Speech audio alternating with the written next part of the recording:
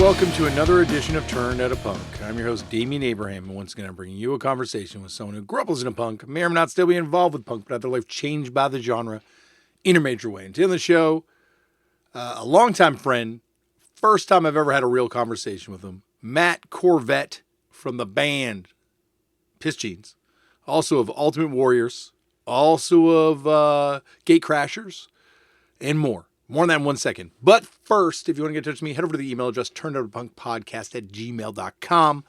That is run by my brother and show producer, Tristan Abraham, and you get the message to me. Thank you, Tristan, for everything you do.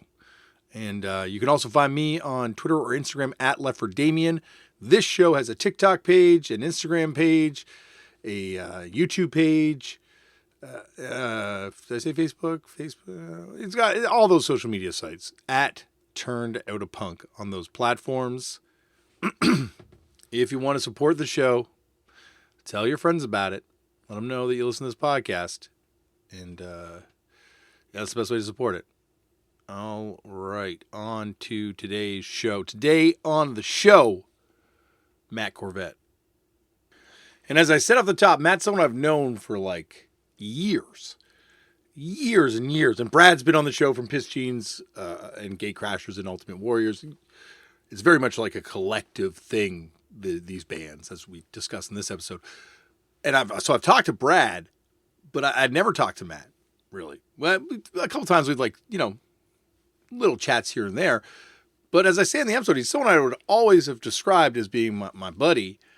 And now we really actually, I can say that without feeling like I'm being a little disingenuous when I say that, because we have talked now for 2 straight hours. And if you're not enemies after that, then you got to be friends.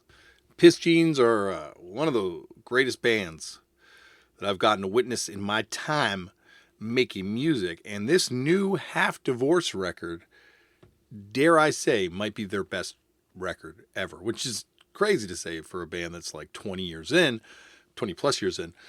But I really mean it. It's coming out on Sub Pop.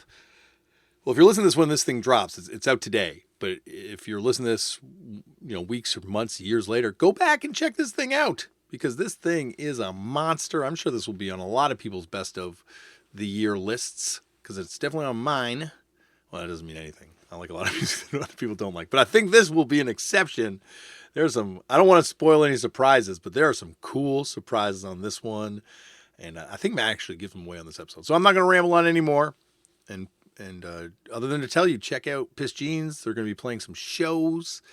I think they're playing on the West Coast this weekend if you're listening to this thing when it drops.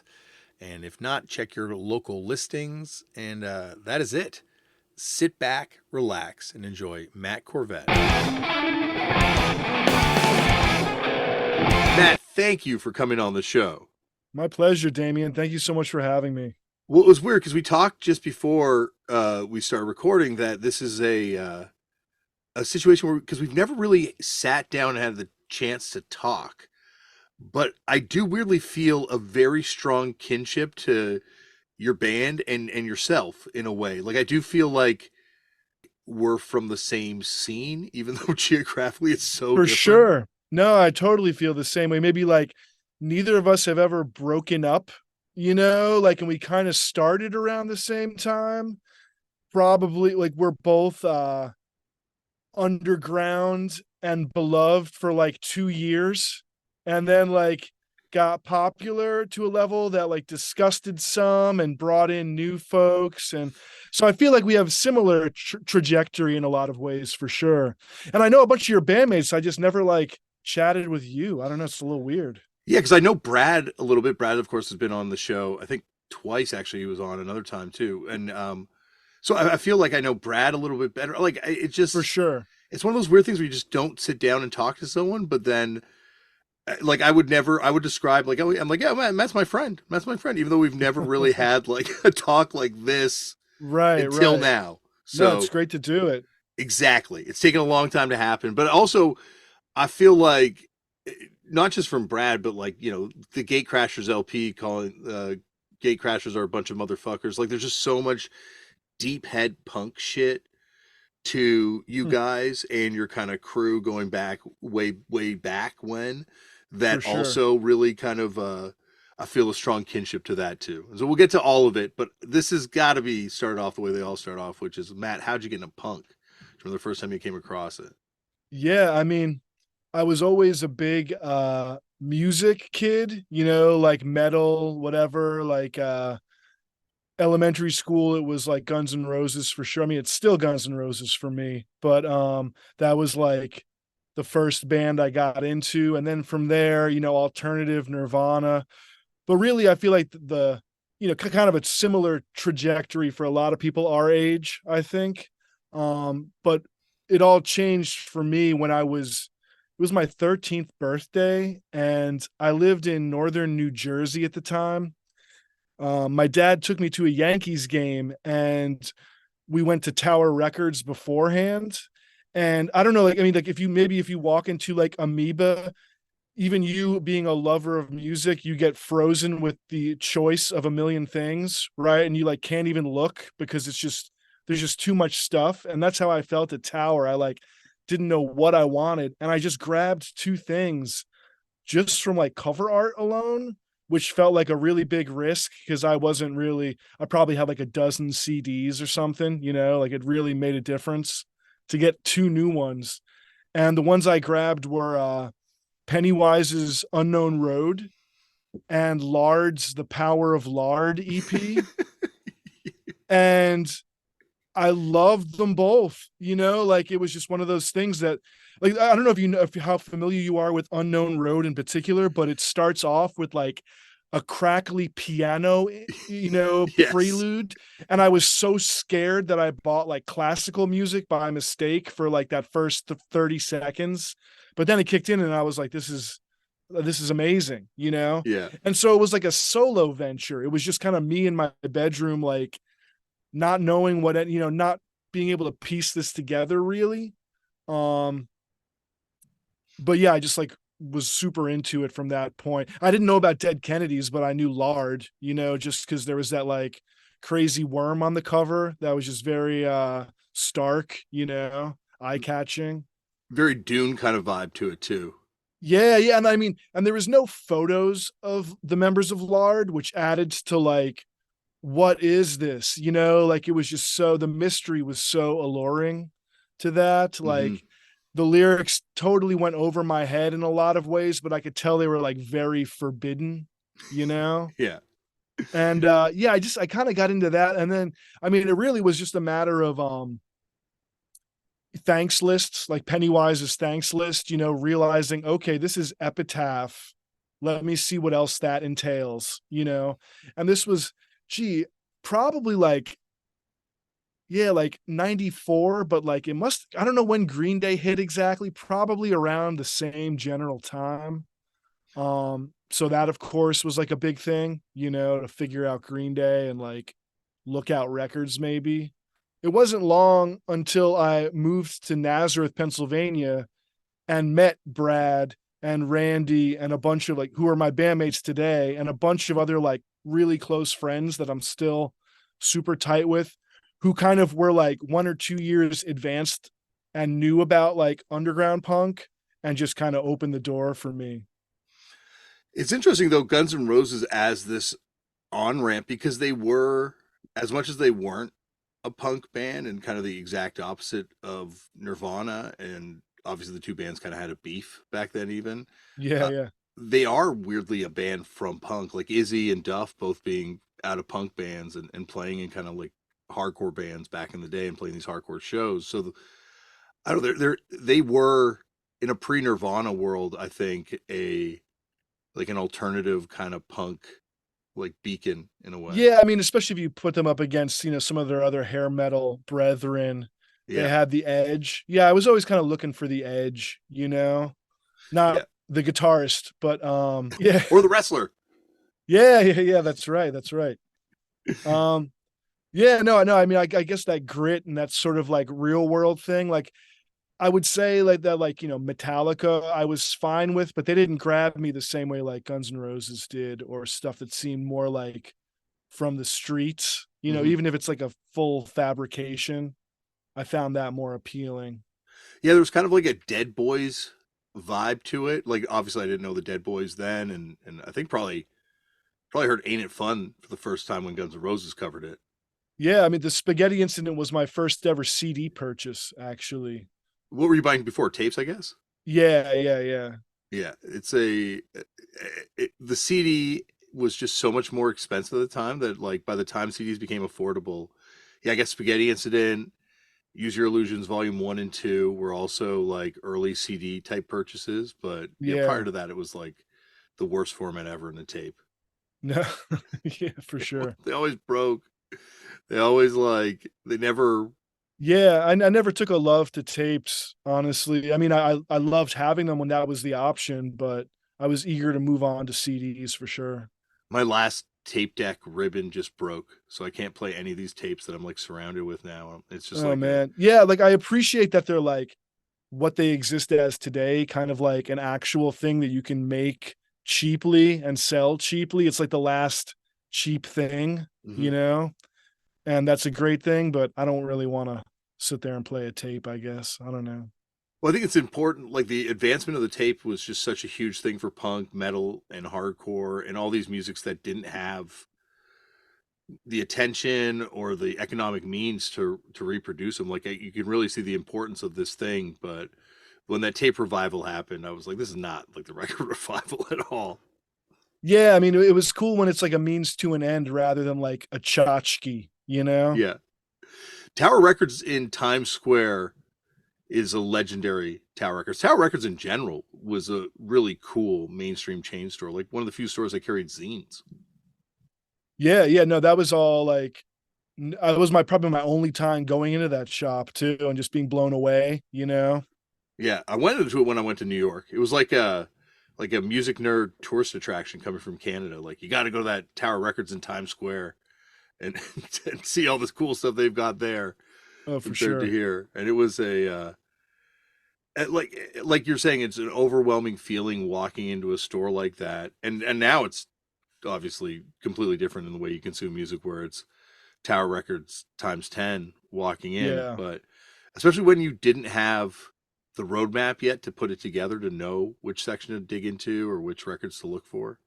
Yeah, there was like a small record shop in the town that I lived in northern New Jersey that was like, had a guy with like shaved head, like braid on top, like kind of like Nine Inch Nails fan, Yeah. like, and this is like 92 or something, who worked there. And I remember um like seeing a Biohazard picture, the orange vinyl, like with no cover.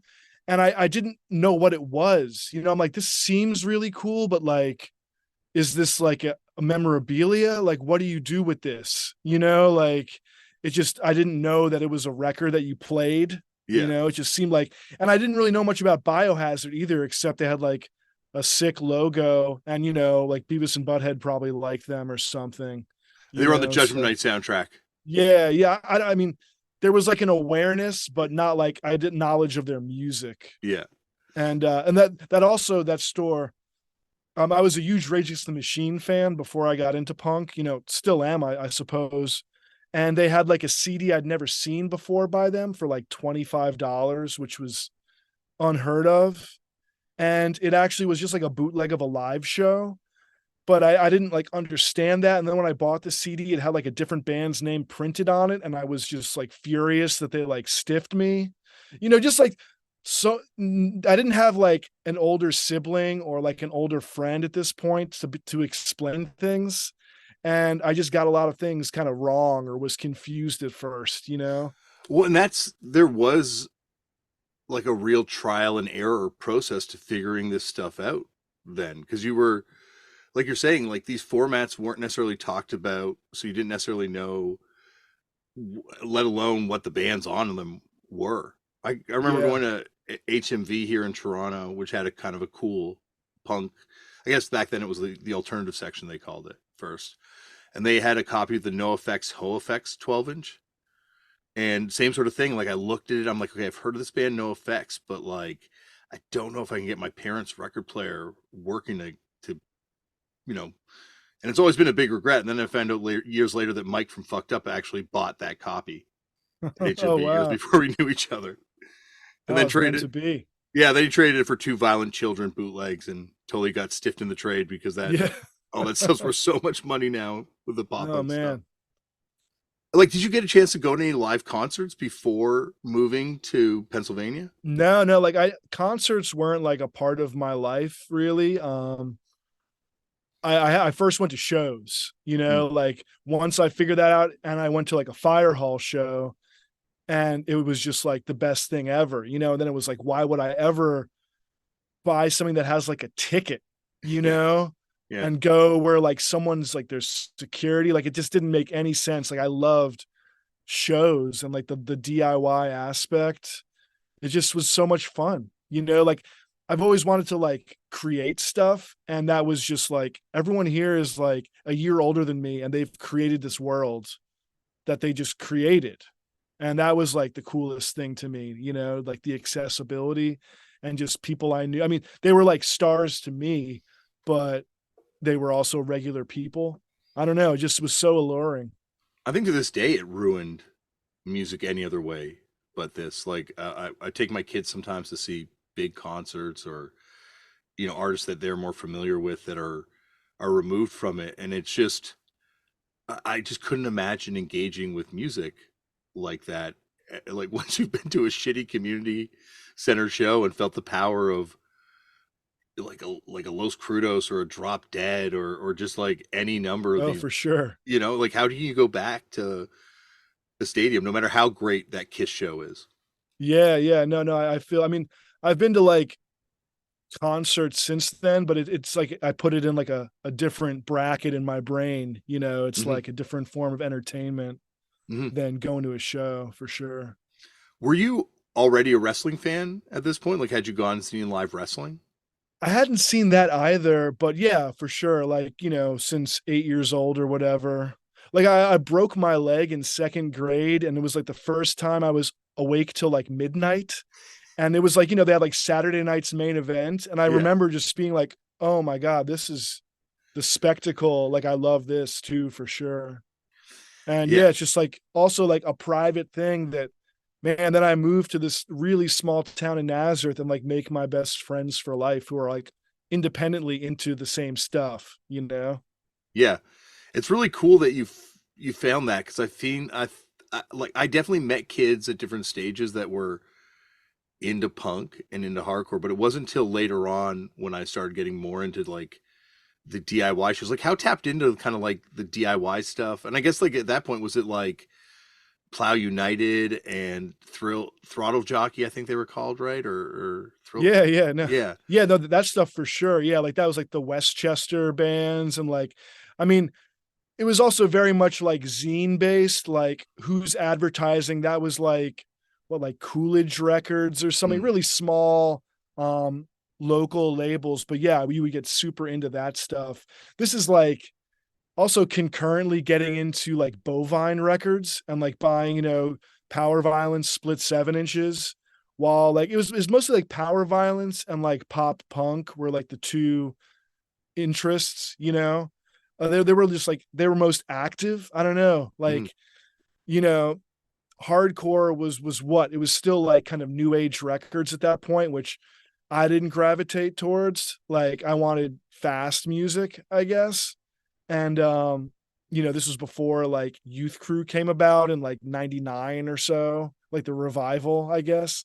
So yeah, it was just like finding grind and like fast hardcore bands and the Queers and pop punk and Plow United, whatever, any bands that sound like that.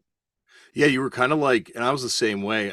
I wanted stuff like as much as I had liked the Victory stuff, and but I wanted stuff fast. I wanted like fast hardcore, and that's why there were the few bands like Devoid of Faith and Los Crudos and Drop Dead. There were like those bands that were kind of like old school sounding, but it was few and far between, like you're saying. That being said, I talked about this with Brad. Bovine Records, some of the greatest music ever released on Oh that yeah, I label. love it. Yeah, I mean, and just like the split 7 inch presentation is such a good like gateway because like one band but you don't know the other. It's all just like making like connecting different little neurons in my Hmm. brain of like figuring out where are these bands from. Like okay, apartment 213s from Ohio. I'm gonna file that away, like stuff like that. Like I don't know. It was just an exciting time, and you could like kind of get all the records, like if you tried hard enough or like pooled with your friends, there wasn't such a like a volume. It was like, no, you can kind of get everything, like Mm. Vacuum Distro only has so many like Slap-a-Ham records that are available, and they're not super expensive. It was almost achievable.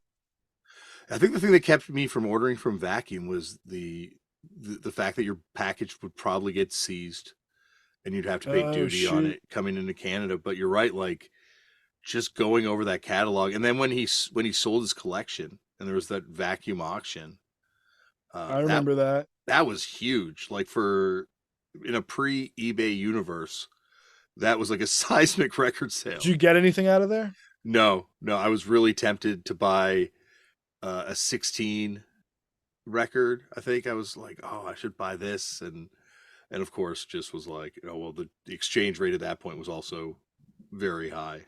So Yeah, I got the Toast LP, famous for their split with Spaz. yes, And it was like not as good, but it was like, $10, and I was very pleased with my purchase. So I love those toast. I think it's the split with Spaz, or maybe it's just also they had a solo 7-inch that's really good too. They had definitely had a couple records I remember thinking were ripping, but I don't think I've heard that LP. yeah, no, it's fine. Yeah, I But it was more the thrill of getting it and like the provenance of it. yeah, yeah. There's definitely records in my collection that I hold on to because I know who they came from. And I was like, yo, this record I bought at Hits and Misses, but it came from Pig Champions collection. So Yeah, that's it, really cool. there's that. Have you read that book about record collecting? I think it was called Adventures in Vinyl. Uh, No, no. it's in. I'll send you the name. I'm sure I'm fucking it up. But in that, there's a whole chapter about this guy who buys, or a whole section, a chapter about a guy who buys Jimi Hendrix's record collection, so he can have the records that Jimi Hendrix had, and kind of Right, right. coveting the fact that certain records were scratched on certain songs and leading him to believe that those were his favorite songs and all sorts of stuff like Yeah, that. it's a So, fun way. I mean, I don't know. I don't know what's going to happen to my records when I die. Hopefully, just dumped in a landfill quietly. Lit on fire or something. No, I don't know, but like, it is an interesting way to like review someone, right? Like Joe Bussard's collection or whatever of mm, 78s. mhm. Well, there's uh, collections that are donated to places where it's donated Mm, en masse, and it becomes, I guess, part of an archive. I think that's very that's like the most idealized way for your records to go. right, right. Have you watched that documentary Vinyl about record collecting? A Canadian No, film. Well, I think it's on YouTube, so I'll send you the link to it. It's by this guy Alan Zwag, and it's one of the greatest documentaries ever, but also one of the most terrifying about lest by the grace of God, there go I type vibes. yeah. But there's one guy in it who's just so distraught over the fact that someone else could own his records that he quietly dumps them all off in a dumpster rather than see them in someone else's hands just so they would be destroyed. Man. Yeah, it's like a wake up call, right? When you see a dude like that, to be Yeah. like, man, I got to get over this shit. Well, there's like records in my collection like that thing with the Pig Champion type record where when I die, my kids, this is just a burden for my kids. Like, how the fuck am For I going to get rid sure. of all this dumb shit? Like, Right?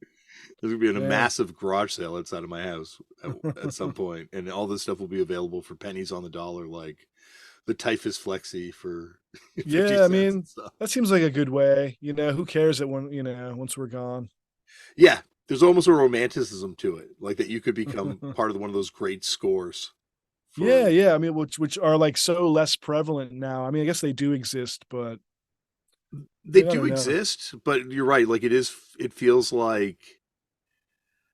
it feels like now it's only because you're able to take advantage of someone that like is unable to know about Right. discogs in some way Yeah, or somehow, right? Because it's all spelled out there. yeah. Now that all these things have a defined price, but like in the time we're talking about until that vacuum auction, a lot of this stuff it could be worth hundreds of dollars. It could be worth nothing. Like vacuum auction really did establish a value for, especially that '90s stuff, like early '90s stuff, late Yeah, '80s. no, I mean, like, it was nice when records weren't this like coveted fetishized thing like en masse the way it is now, like, Hmm. because no one's buying CDs, all music is free, so it's all just for like collectibleness and not because like you get to hear it, you Yeah, know and, because it was fun when things were cheap.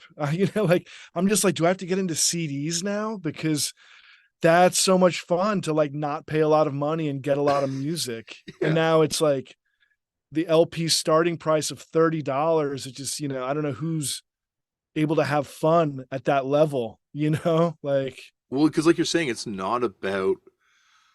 it's not a functional artifact anymore. Like it is no. functional for people like us that I guess have nostalgia for the ritual, but in terms of like a tape and things like that, that is purely collectible at this point and purely aesthetic in a lot of ways for people. Yeah, I mean, I remember like very clearly hearing about a Chun King that sold for $200 and being like, that is an unbelievable price for a single record. Like, Yeah. who is this, Even when was Mr. that? Monopoly, Two you hundred know, dollars is was a good price almost at any time for that record. Like I right? think, Like, it was just like, I'm like, you must save up for months, I yeah, guess, to achieve that. And then for what? For one record. And now it's just like, I don't know, there's like a white vinyl Rat LP from 2017 that's $200. yeah. It's so stupid. I think uh, Mark McCoy and the rest of Charles Bronson owe Felix von Havoc a big apology for clowning on him for buying that sex drive for $600 because he has been vindicated by the fact that that thing is now probably what $10,000 at this Oh point. man, I don't even, yeah, it's It's really gross. It's all so unappealing. it is it definitely has taken a lot of the fun out of it, and also knowing that with the right amount of money, any record, barring things that only exist in like one or two copies, but anything could be had now for the Right. right price. And it, like you're before, when these things were cheap or when the value was really decided by the person that wanted to purchase it and the seller more than like some speculative Yeah. market thing, it was different. And Yeah, yeah, no, and yeah. I still love buying dollar bin records, and like there's still stuff that I find it has forced me to open up my palette to records a lot more and like what I'm interested in and things that collecting things that people don't necessarily covet right now in the same sort of way. Like a lot of UK late '80s uh poppy hardcore, whatever Yeah, that yeah. It scene is is. fun to get into, like, I'm just like a voracious listener in general, and like I love the intimidation of a new genre to me, and figuring out what I like. How do you even like wade through it all? Like, that's really satisfying. And you can buy zero records. You can just check, Hmm. songs out online, whatever. Like, it doesn't have to be about like accumulating so much as just like learning. Like, I love just learning and getting turned on to cool stuff that I didn't know about like yesterday.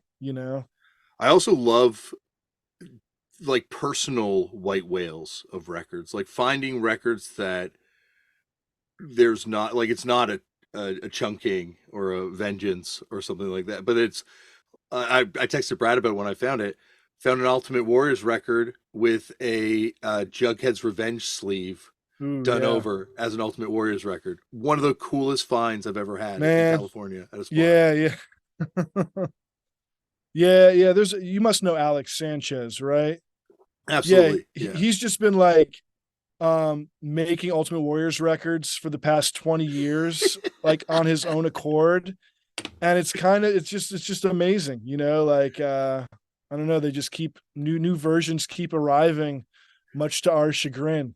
So he's like conquer the world of Yeah. the Pennsylvania area. Yeah, no, it's just like I don't know, some people's love language is making records, making dumb limited editions.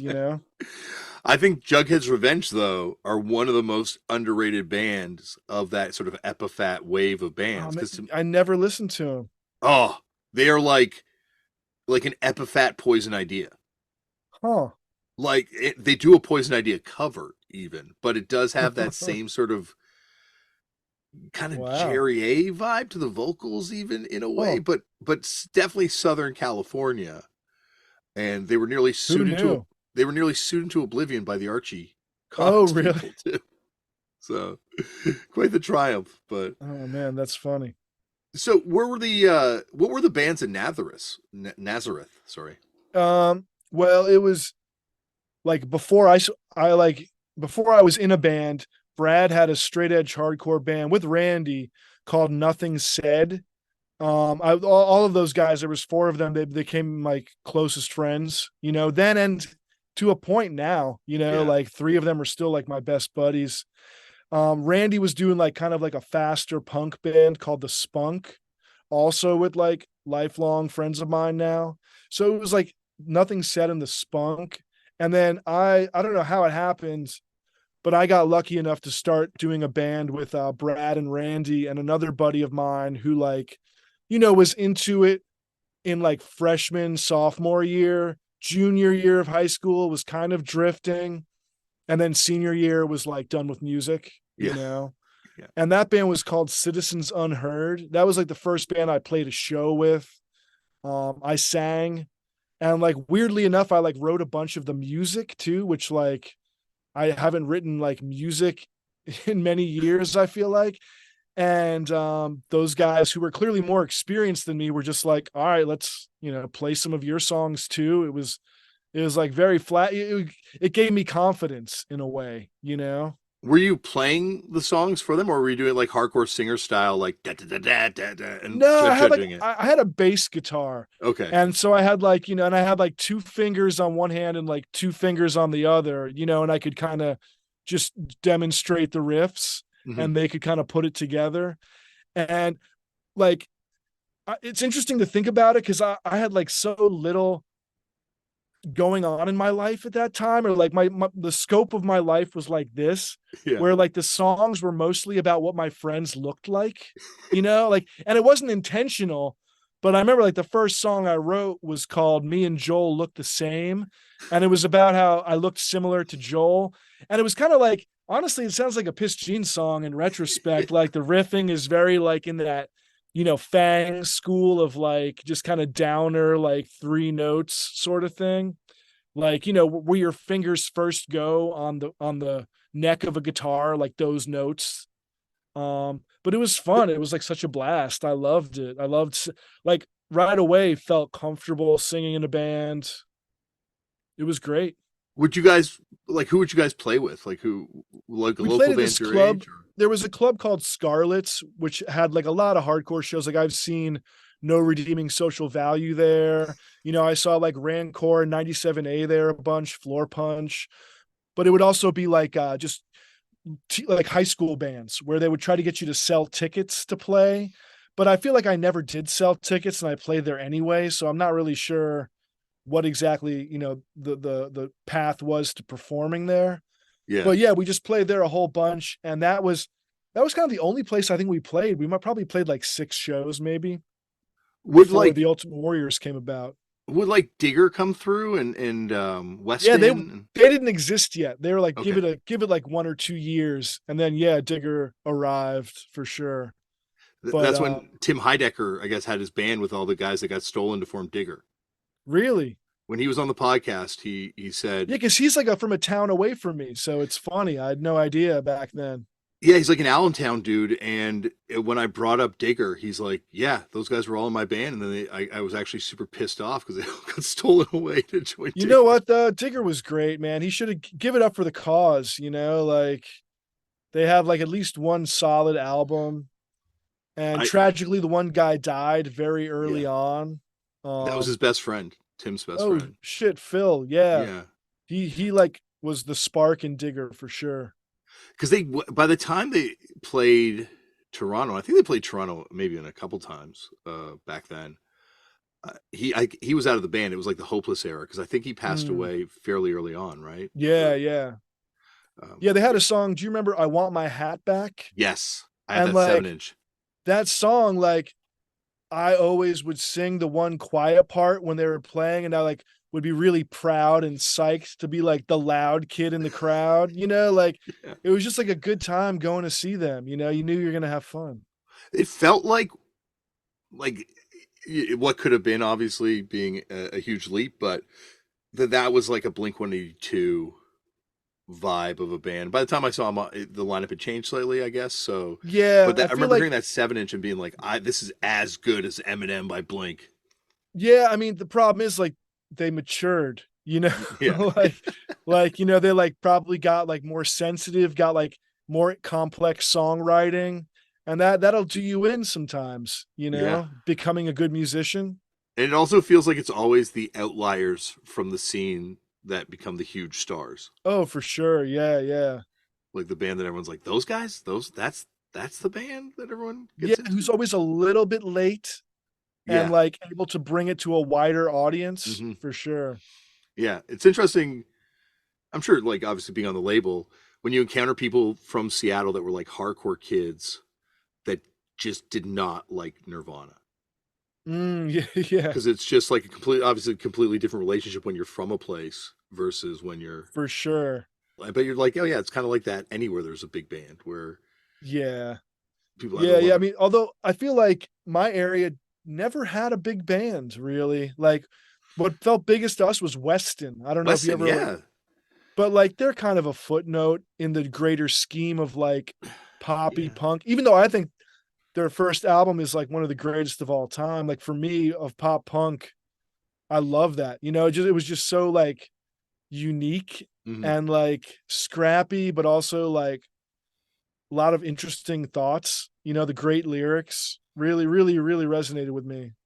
Yeah, they were a band that uh I like you can go back and listen to. Like it was pop punk, but it was pop punk that you weren't like ashamed a couple years later Yeah, that you well, I were mean, like listening to. some of their later albums were like, what is this like? Soda shop, sock hop, like varsity sweater cry. Like because the one dude took over songwriting from like Chuck and Dave, who were like the greatest duo, Yeah. And I saw Weston did like a reunion, I don't know, probably like 8 years ago now. And like Dave knew who I was, and like I almost just shit right then. Like I couldn't believe like he was just the coolest guy. You know what I mean? Yeah. Like Yeah. so he would always just appear, and like I remember one time he showed up at like a VFW show for no reason. He was already like well beyond that. And he was talking about the Blearg comps. And I was just like, man, how can one guy be this cool? Yeah. Like I want to just like tail him and listen. Yeah.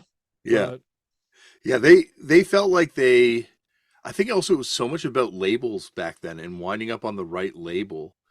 And they signed to Go Kart, and it feels like Go Kart was maybe not the best fit for a lot of these bands because yeah, if they had been on a lookout, or I guess Epitaph and Fat had such defined sounds, so Lookout would have maybe been the only place that would have made sense.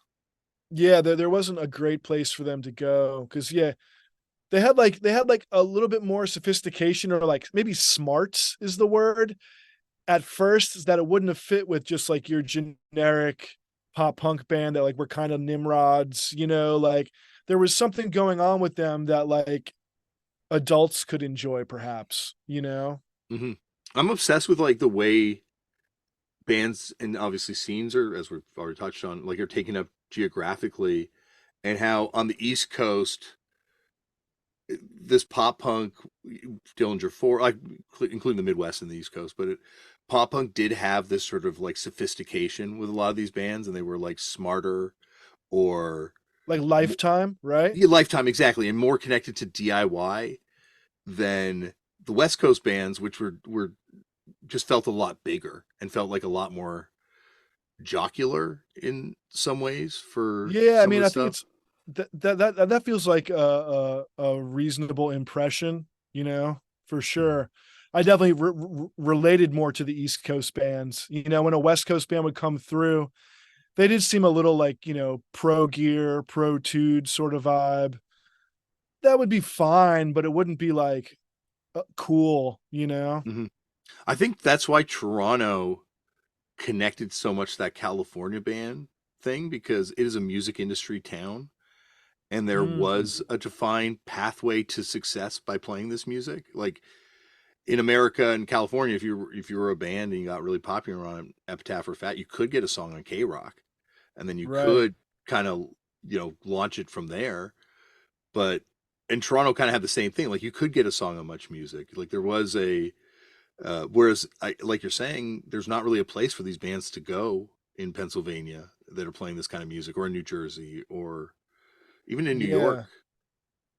Yeah, and I mean, and they would also be playing with, more like East Coast metallic, like Revelation Records bands at the time too, or like Born Against, or, like it was just kind of more geographic. Like you just get used to playing with people, even if your bands don't sound alike. Like, okay, here's the Bouncing Souls playing, Yeah, like, because we're all kind of live near each other, and yeah. where I'm like, you don't really do big tours.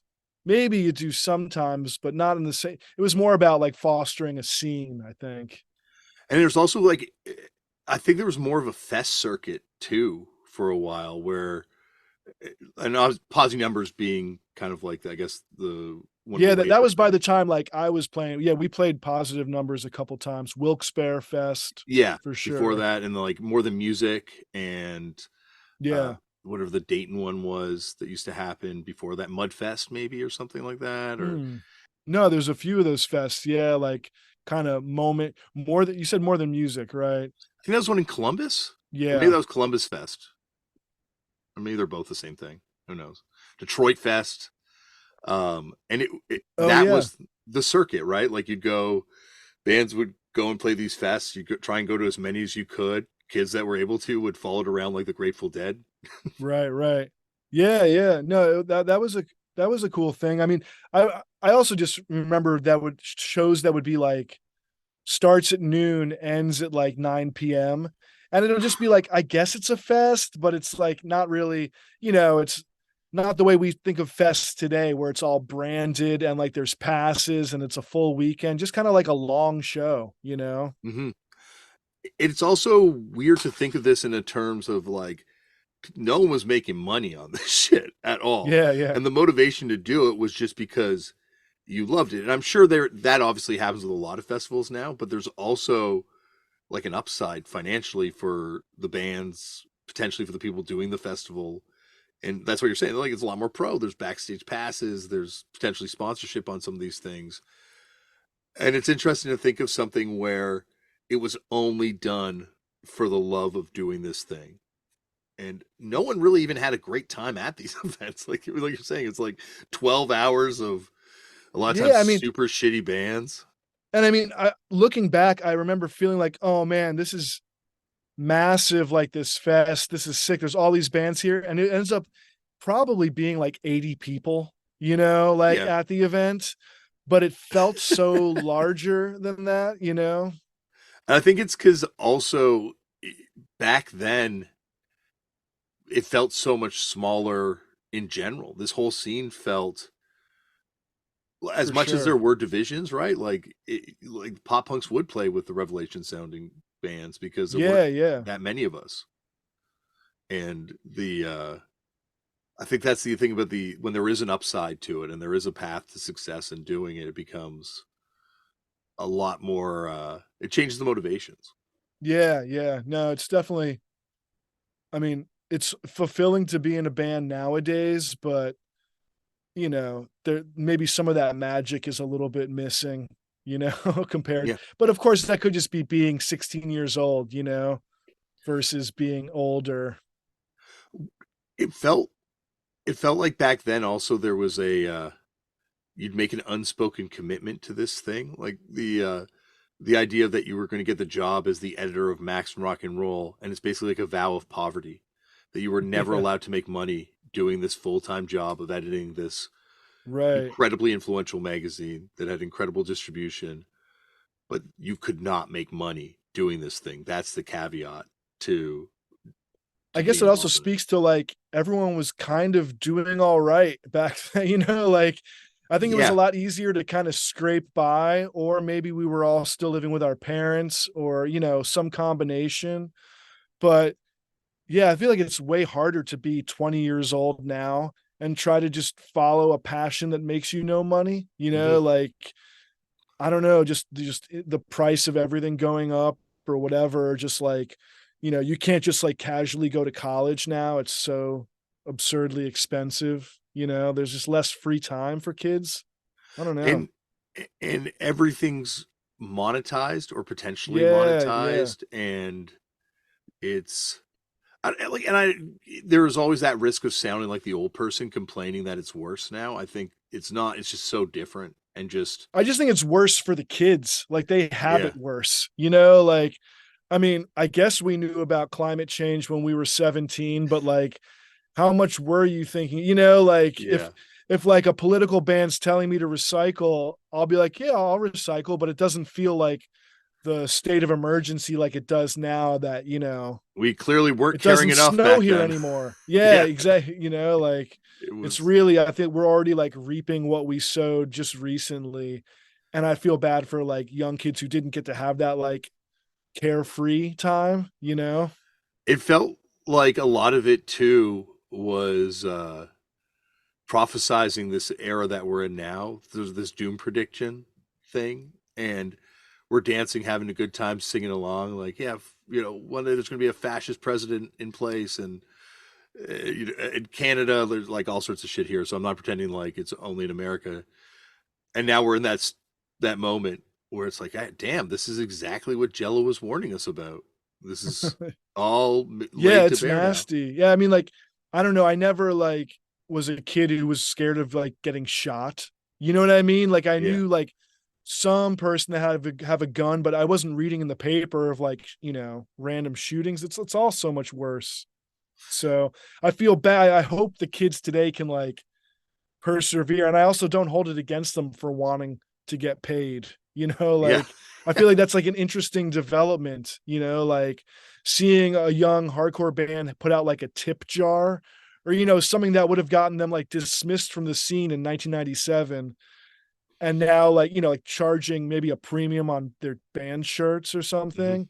But like they've got to, like whereas we had like more of a luxury, maybe like me speaking as like middle class suburban of the kid of the 90s, like we could just go to a thrift store, buy a bag of shirts for like a quarter each and screen them, like it yeah. was easier if you knew what to do.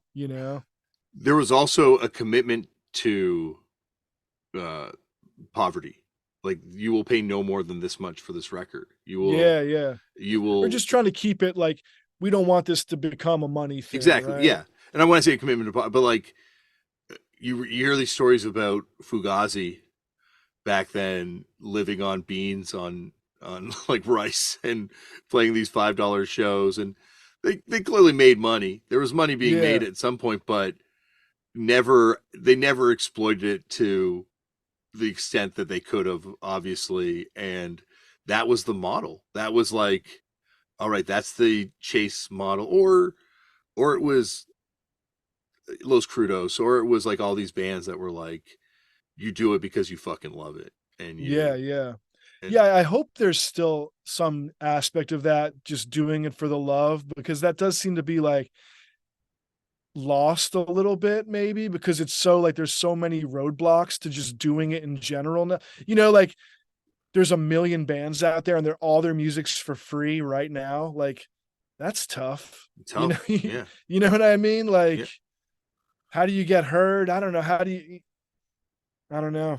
It's it is well, like, it was easier back then because there was no attention on it in a lot of ways. So For when there sure. was, Yeah. yeah, so when there was attention put on something, everyone looked. There was, and this isn't just music. Like, film had this too, where there's almost like layers of a critical sphere where you could get written about in Max and Rock and Roll, or your band maybe even get written about in Spin, or it could get written about in any number of other places. You could show up in a weird place in media, and that would be like a huge metric for success. Or I remember the first time I got written about in Max Rock and Roll, just like the level of pride that I had, that, oh my Oh, it's the God. best feeling, right? The Yeah. band name in all caps, the way they Yeah. do it. Yes. Yeah. And when they liked something and you're like, holy, this is important. This feels so, what, like that, that was all the success a band needed to achieve. And I feel that doesn't exist anymore. There's no more Film Threat to write about your like weird self-made movie and to put you on the cover of Film Threat magazine, or to get into some weird. Yeah. It just doesn't exist in that way now. It's all or nothing.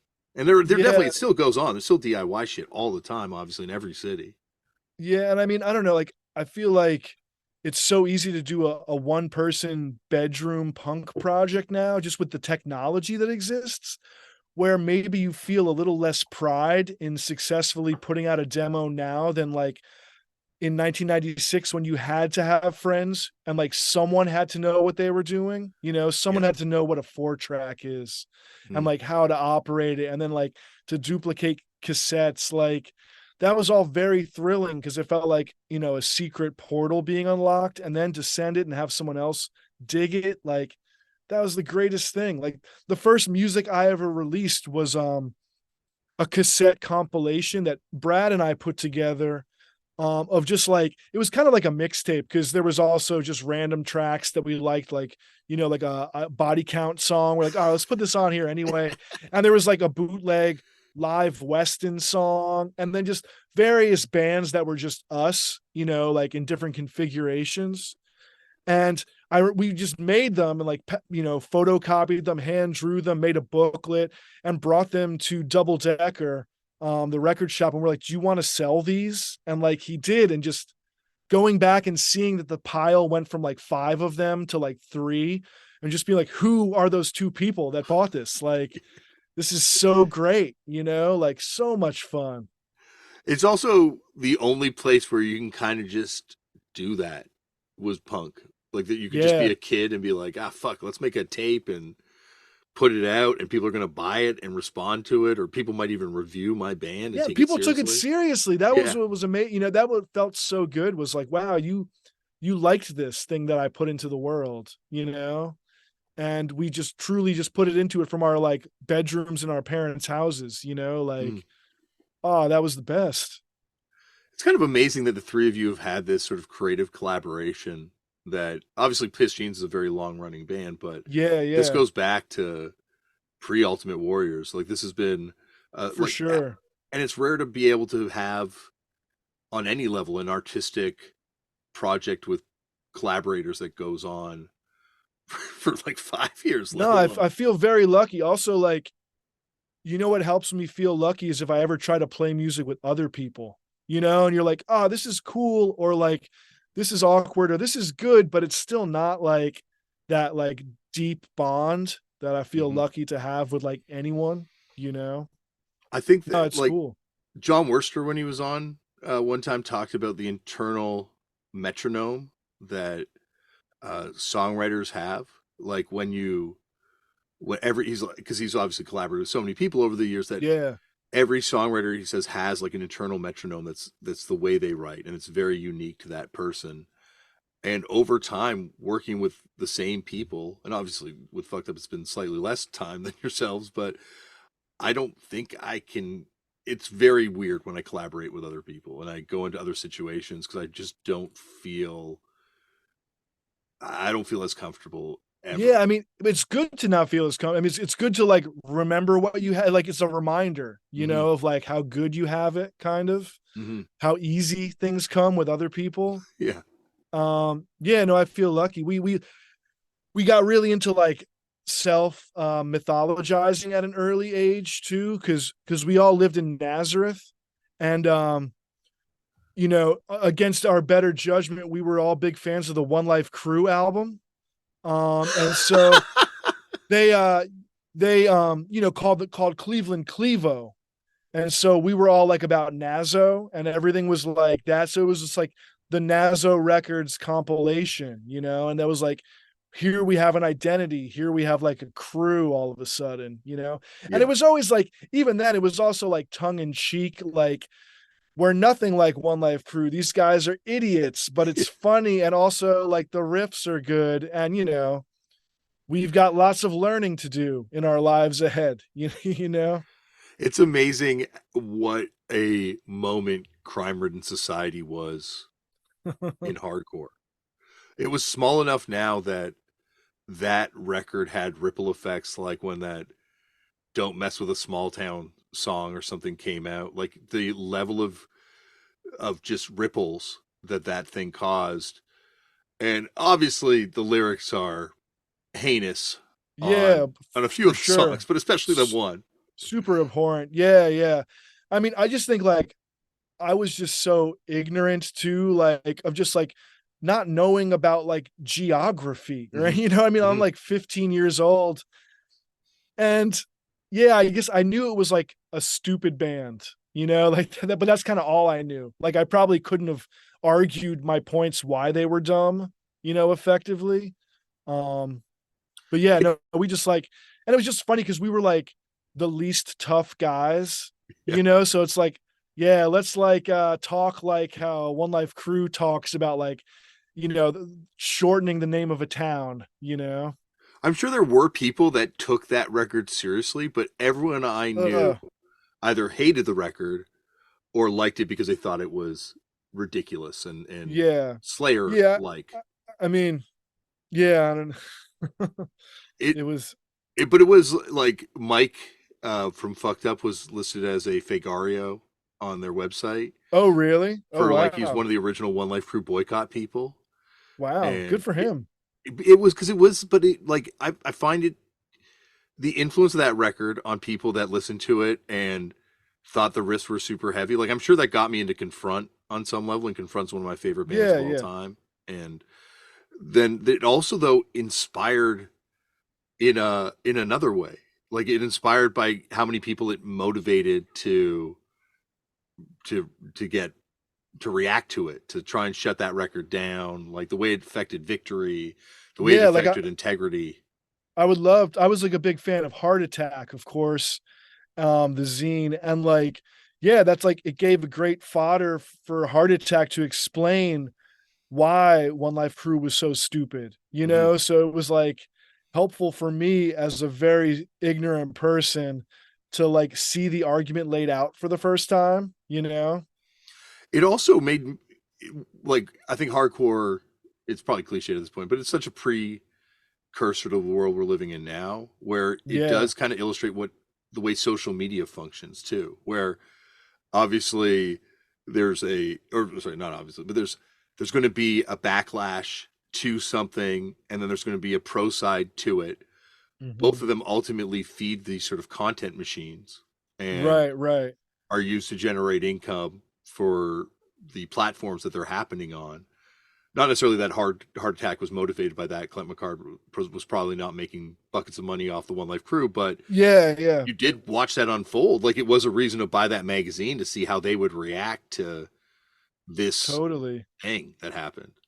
Yeah, no, I mean, and also like I just appreciated like Heart Attacks like viewpoints I wouldn't know about otherwise, because man, I was like truly like just barely not a little boy at the time, Mm-hmm. like just so young and like I didn't learn anything in school, so it was really helpful to like have these things to kind of teach me or give some basic guidelines, for that I hopefully will continue to question my own beliefs as I get older and smarter.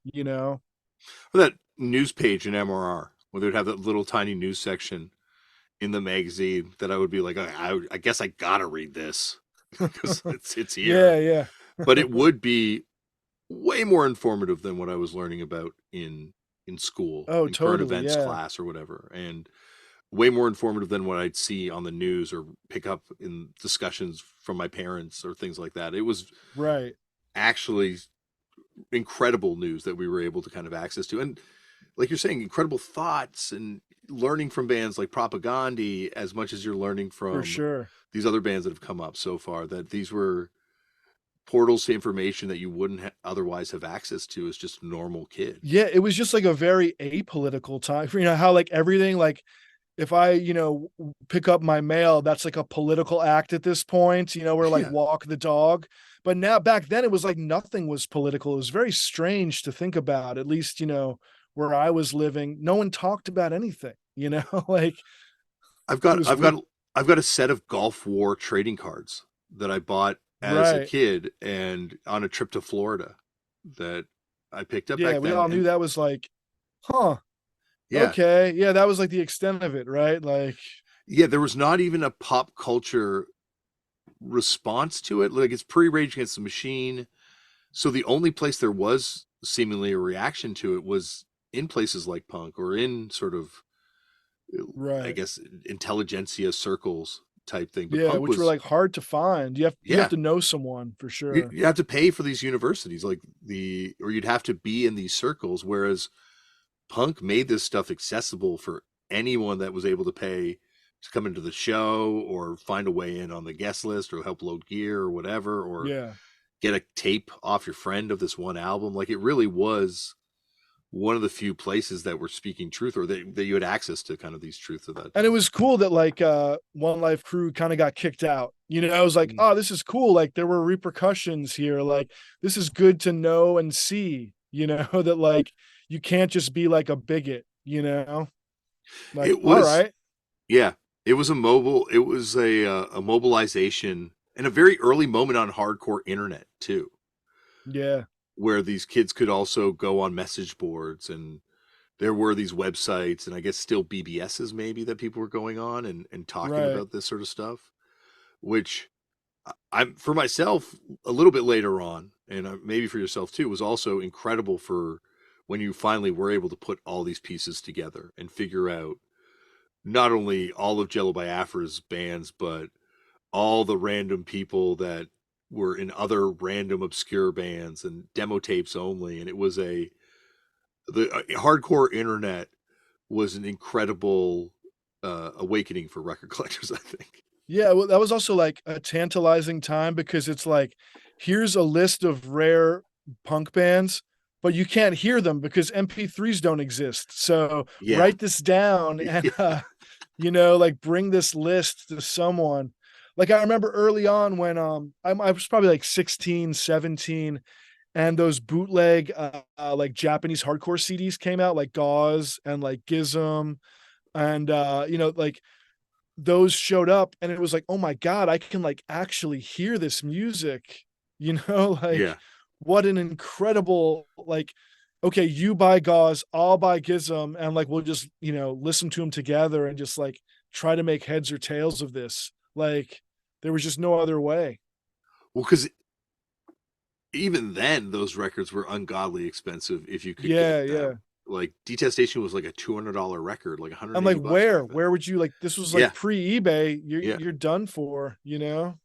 Like unless you knew someone that had gone to Japan or was tapped into, it felt like the inner circle of the inner circle were the Japanese Yeah, hardcore.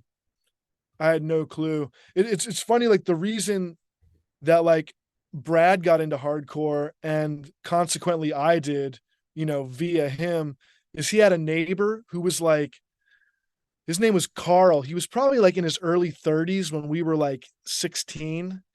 And for some reason, Carl was just like, oh, hey, my 16-year-old neighbor, here's a tape with United Blood and Capitalist Casualties on it, And Brad had it and like loved it and then like shared it with all of us. And we're like, oh, we love this too, but it was like from an older guy that was just in the neighborhood who somehow had this like impeccable taste in like, 1994 or whatever.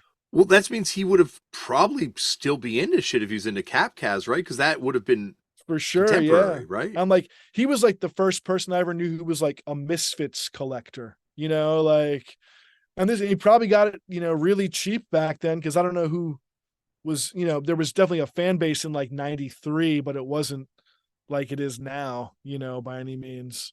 Hey everyone, for the past few months, Factor has been sponsoring Turned Out a Punk, which has been amazing because in addition to helping me bring this podcast to you each and every time, it has also meant that I have had delicious, ready to eat meals waiting in our refrigerator. So for myself, when I'm hungry, I don't have to worry about what I'm going to cook myself. There's a ready to eat vegan meal for me.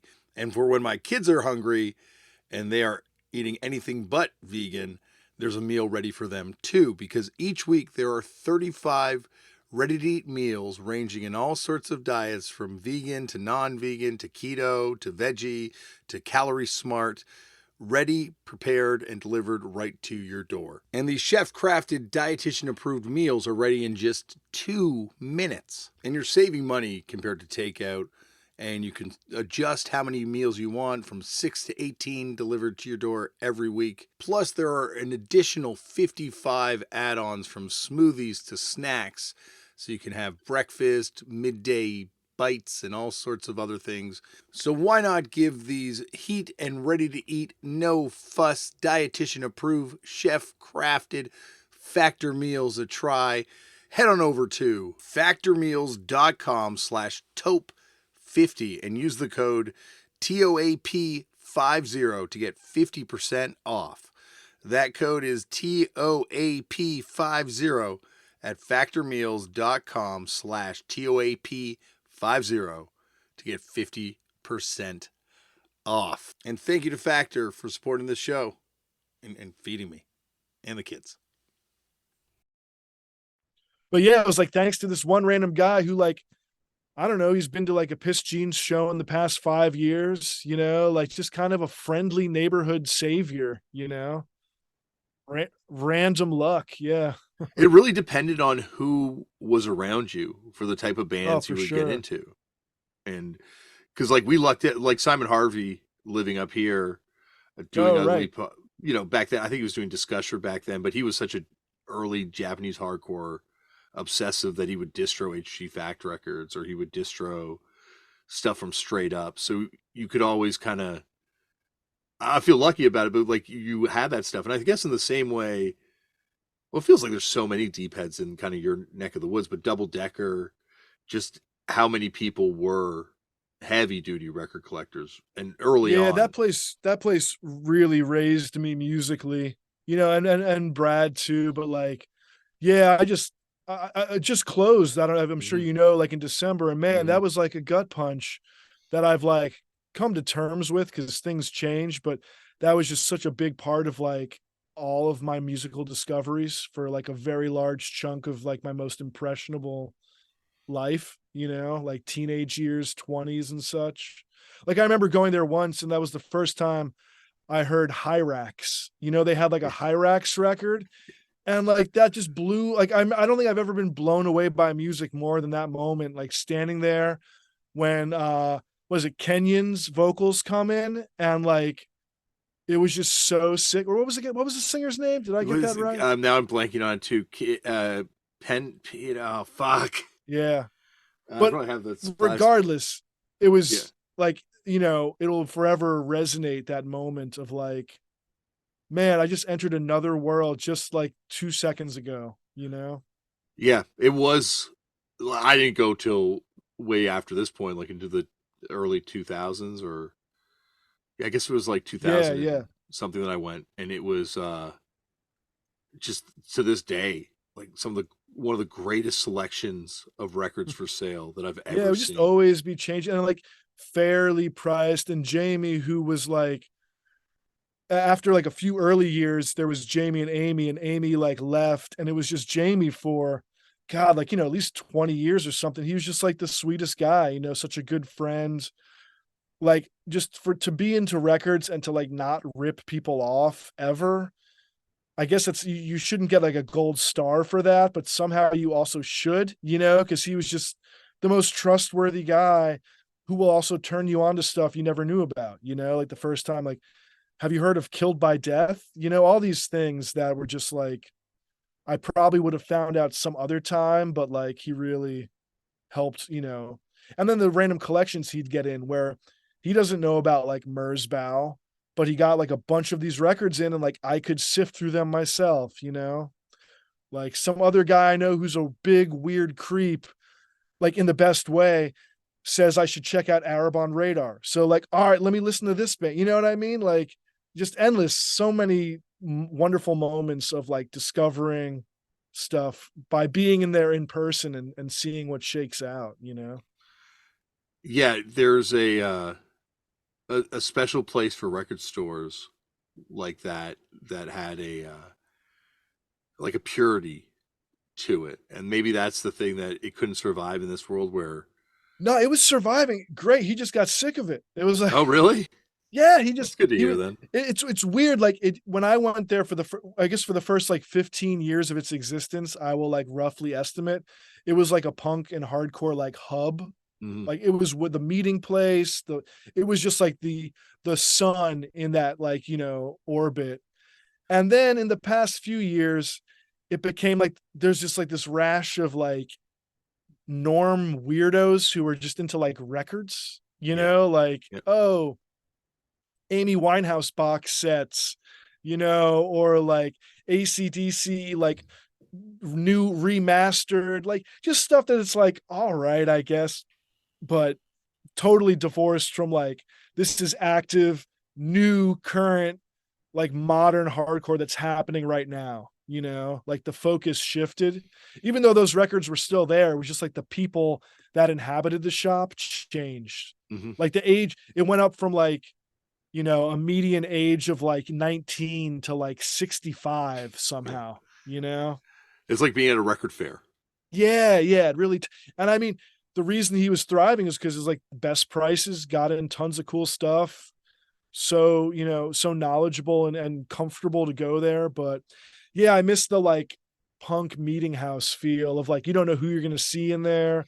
Maybe like, oh, maybe those tear it up and down in flames guys will be like in town, and we'll like kind of look at each other and like Yeah. maybe say hi because we're like aware of each other but not like friends yet, like it was cool when it was, oh man, like Hot Water Music is randomly in town, is that them?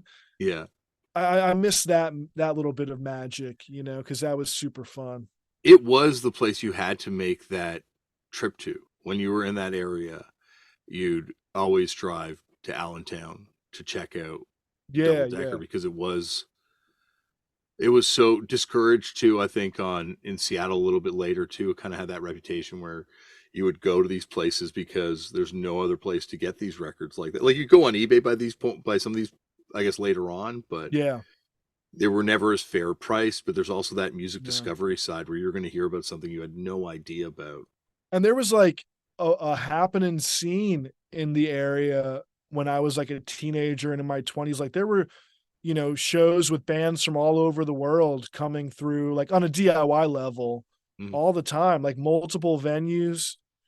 It was great, It's amazing how many cities and smaller cities and smaller towns around that area could sustain vibrant hardcore shows and had completely unique scenes with different kids and different bands that geographically are like on top of each other. Like how many Yeah. little separate scenes there are in Pennsylvania.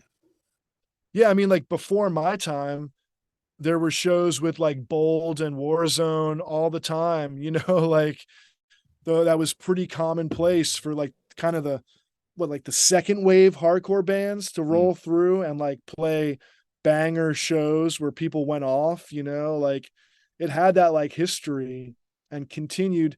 And I don't know about now. I haven't lived there in quite some time.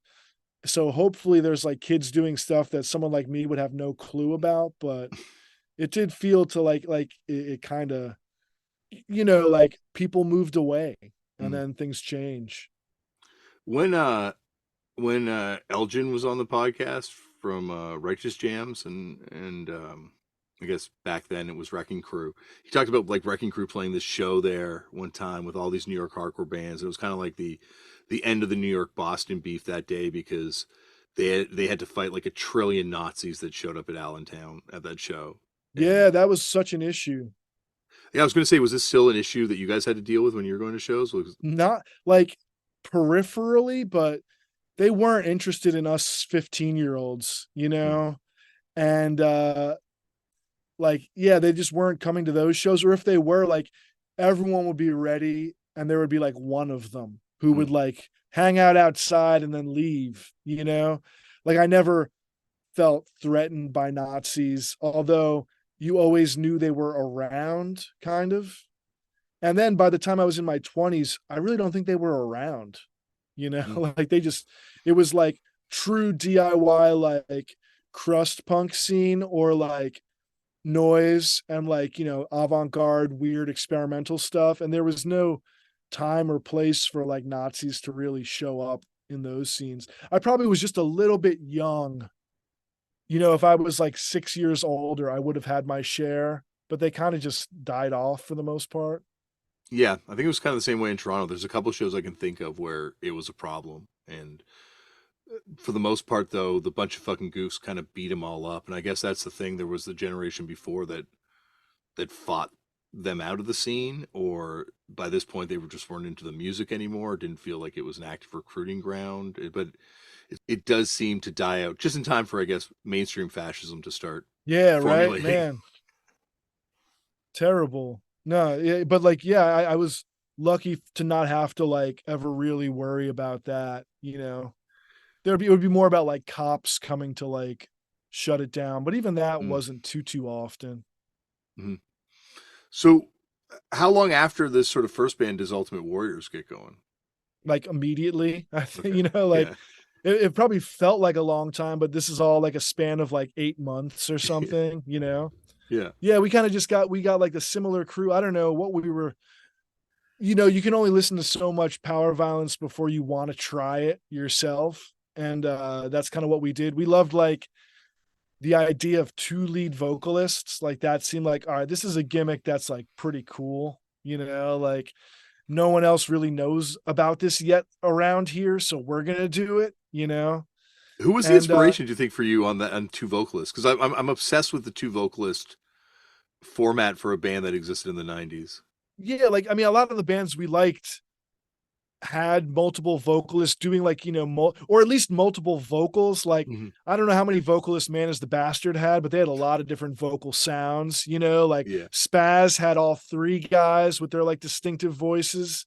And I don't know, even like Forced Expression or like Pretentious Assholes, some like smaller bands where you're like, all right, I like that there's multiple guys, and like let's do that. There's also like we had enough friends to fill out like guitar, bass, drums, and then also have two singers. So, It's because there's also that band from PA that's the pre-Atari band. I think it's called Blinded, and oh, they like had two. Blindside. Is it Blindside? They had two I think it's singers, I think. Blindside. Yeah, yeah, that's right. Who like were out of my radar, which is funny because Yeah, they were just like 4 years older and like yeah. a few towns over. But it Yeah. was it was so regional then that you wouldn't necessarily know what was happening Yeah. four towns I over. yeah, I personally didn't. I'm sure someone in our like crew did that was aware, but no, we felt like we were just ripping off like power violence, like we were trying to do that. It feels like that format is going to come back at some point too for bands. I mean, it's appealing. I don't know. Two of anything can be interesting, like, seized with like two bassists, right? Yeah, Like, all right, let's see what two bassists can do, yeah. or like it opens up possibilities. As a lead singer, though, doesn't it or did it stress you out back then? The parts where you just have to be like, what do you do when you're not singing?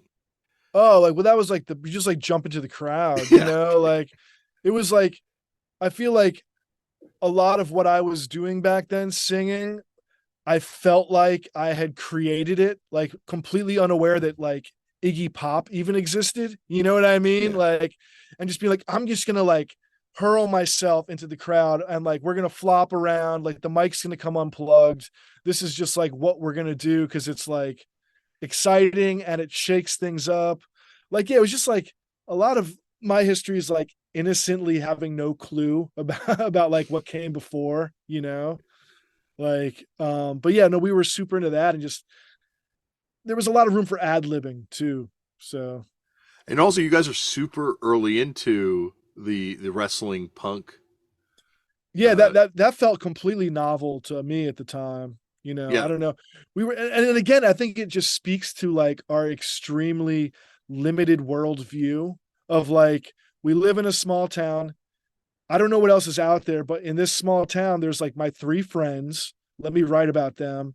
There's pro wrestling on TV. Let me write about that. Like it was just such a tiny worldview that was like coloring what I wanted to like, make music about, I guess, or like, oh, here's a really annoying letter that someone wrote in like dog print fanzine. So let's write a song about that, like microscopic.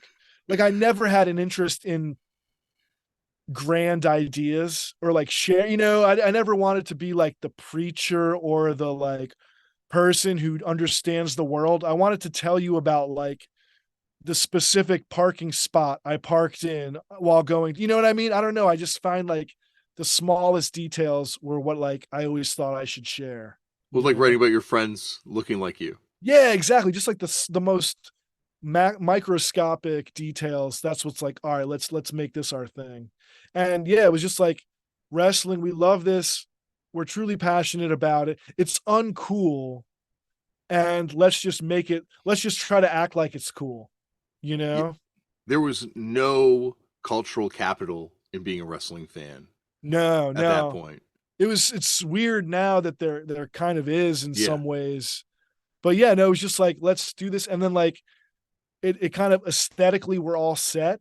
Mm-hmm. There's so that we have all these like old pro wrestling illustrateds we can cut up if we need to, like wrestling at the time was like very exciting to us, like what was happening with like WWF and WCW and like ECW, and Brad was getting tapes from Japan of like deathmatch stuff. So it was all like, yeah, this is a culture we like. I think also in retrospect, looking at wrestling like music, you guys were kind of in Seattle 1990 or New York 75 for pro wrestling then. Yeah. I mean, I still like, I can't believe anyone would think it's like cool, like, I don't know. It's just such like a deep little part of me, Mm. like that I would never think is impressive, because it's just like silly fun, it's like, I don't know. I obviously will waste your time and punish you about this shit forever, so I will spare you that right now. But I do feel like it is even more than being the lead singer in a hardcore band. It's like a Faustian deal where every time you perform the art, it costs you a Yeah, little bit, yeah. and I love that period of it too because much like we are talking about punk, there was uh, I'm sure some people that you broke in with and wrestled with early on had aspirations for where they've now achieved and what they've been able to achieve, but it felt like looking in from the outside, like they're like the distance between WWFE and some of the stuff that was happening on the indies, when the indie explosion really starts bubbling up, type thing, was as big as the gulf between like the Eagles and Black Flag. Like it just Yeah, felt for sure. completely different, and I mean, the indies like kind of like when we were teenagers, the indies were like local yokel, like nothing remotely cool or punk about it. It was like a guy that's like clearly trying to dress like a mix of the Ultimate Warrior and Sting, and he's called like, the Night Train.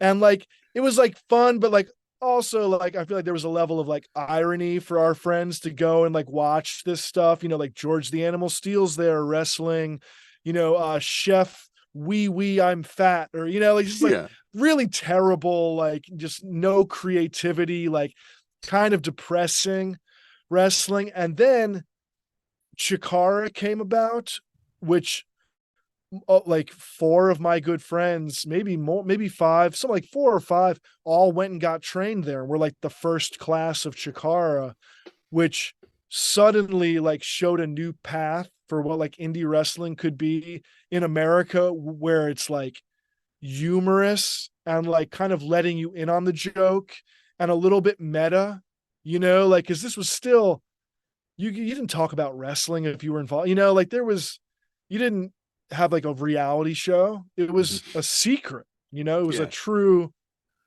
omerta, kayfabe sort of like, this is not for sharing. And then when Chikara showed up with like my friends randomly just taking part, that was such a like a revelation that like wrestling could be silly in a way that's novel and like smart, you know? Yeah, it felt like that moment post ECW, like ECW being the Stooges and the Velvet Underground and all the proto punk, that the stuff that happens afterwards with Chikara, and you know this timeline better than I do, but then Ring of Honor and CZW and Yeah, what's the CCW was like beforehand, but like it was like around right after ECW, but it was also like let's take the garbage aspect of ECW yeah. and like amplify that. So that was like thrilling to witness in person, but kind of a dead end. You know, you need something else. You can't just have like this is guy in black athletic shorts A versus guy in black athletic shorts B, and they're just gonna like grate each other's skin. You know, like it's exciting, but that novelty wears off, I feel like. And I'm sure they've like found ways to evolve through the years, but like Chikara felt like a brand new language all of a sudden, you Mhm. know. For me as a spectator, I wasn't a wrestler. I was like peripheral, like manager, you know, referee, fan, whatever. Um but yeah, that was, and then like I feel like so many big names have come through that, like if not Chikara directly, but like people who went to Chikara, like you know, I don't know, like Orange Cassidy or like Claudia Castagnoli. You know, like there's just some really Sami fantastic Zayn and yeah. Eddie Kingston. You Hmm. know, like fantastic wrestlers who are all like so unique, who came from that school. So it's like and it's a great thing. I feel like that's why people who might be more punk like it now, because you can see it's not just like stereotypes bashing each other, you know, for like the amusement of the lowest common denominator. Yeah, it feels like post the big reveal of wrestling where um, wrestling admitted it was an art form unto itself and that it wasn't necessarily a Yeah. shoot fight that you're watching in Right, the right. ring. There, that's when I think it transforms into this sort of like art form type thing. And like you're saying, Chikara is the purest like expression of this art where it's completely, it seems like as a fan watching it and like you're there, obviously in some capacity actually seeing it unfold firsthand, but it does feel like this is like sort of this blossoming of this thing as an art form in the same way that CCW. I do feel, and here we are, we live in a world like who would have thought back then that Nick Gage would be fighting the guy from Scream at one Yeah, point. yeah. Like there Right, was an right. upside to it. Yeah, I feel like also Chikara and that school kind of coming to it with a family friendly aspect was interesting, because that's like an interesting limitation to put Mm-hmm. on it, because you have to be entertaining without being shocking, you know? So it kind of forces you to come up with new ideas.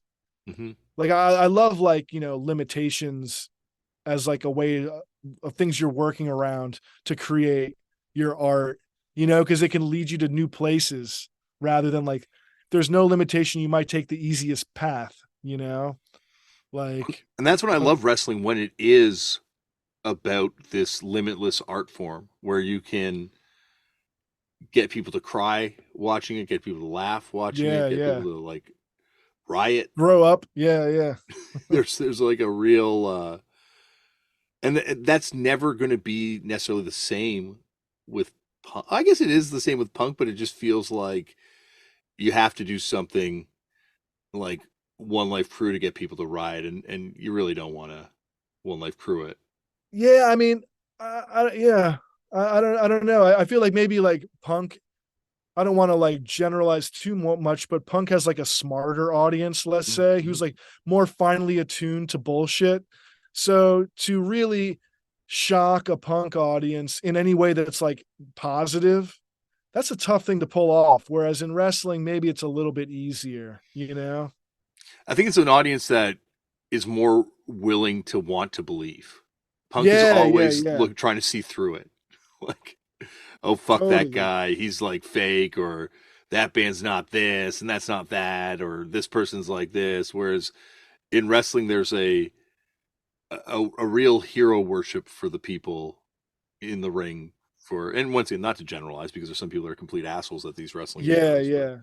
And it can shift too, where you can be like, I really hate this wrestler. But no, like I really hate them. Like I don't want to see them on TV ever. Like it's not like fun hate. But then like, whoa, now it turned into fun hate. And now it turned into actual love. Like Hmm. I appreciate the way your perspective can shift on people depending on what they're doing, where the angles are headed. And yeah, so there is more leeway for like opinions to change of people, maybe because you're looking to be entertained more than you're looking to like see why the other thing is imperfect, like you Hmm. would in punk. Like, no, this band's fake, like you're saying, for whatever reason. Yeah, and I think there's a willingness to grow with someone you like in wrestling. Maybe this is what you're kind of also Yeah, yeah, getting to, yeah. That's where right. whereas like in punk, there's like, oh, they were better when, and Right. in wrestling, there's a in punk you would hate the fact that the hardcore band was playing Wembley Stadium, but with Orange Cassidy, it's amazing to see Orange Cassidy Right, do right. that in Wembley Stadium. That's a good point. Yeah. It's yeah, the slight differences between the two worlds. But was it, did you guys have interactions? Like were there interactions with wrestlers that didn't like it? And like there were people that when you would you ever see that backstage? Like people that were just like, I don't get this side of things because it Like is us, unique. well, I mean, we played with a lot of like screamo bands too, who Yeah. I personally like loved, like Orchid. I love that first album so much and was thrilled that like we're playing shows with them, and like Jerome's Dream and like all that sort of scene. And they were definitely not funny band.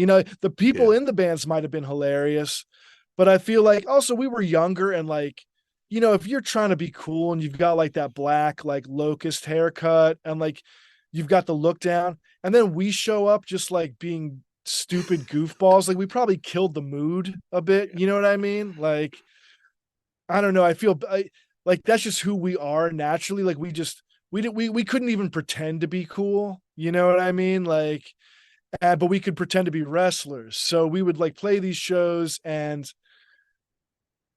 we had like a crew, an entourage that would like, do bulbs and stuff or like barbed wire while we're playing. Like we did that at one Wilkes-Barre Fest where we all showed up. We were so psyched.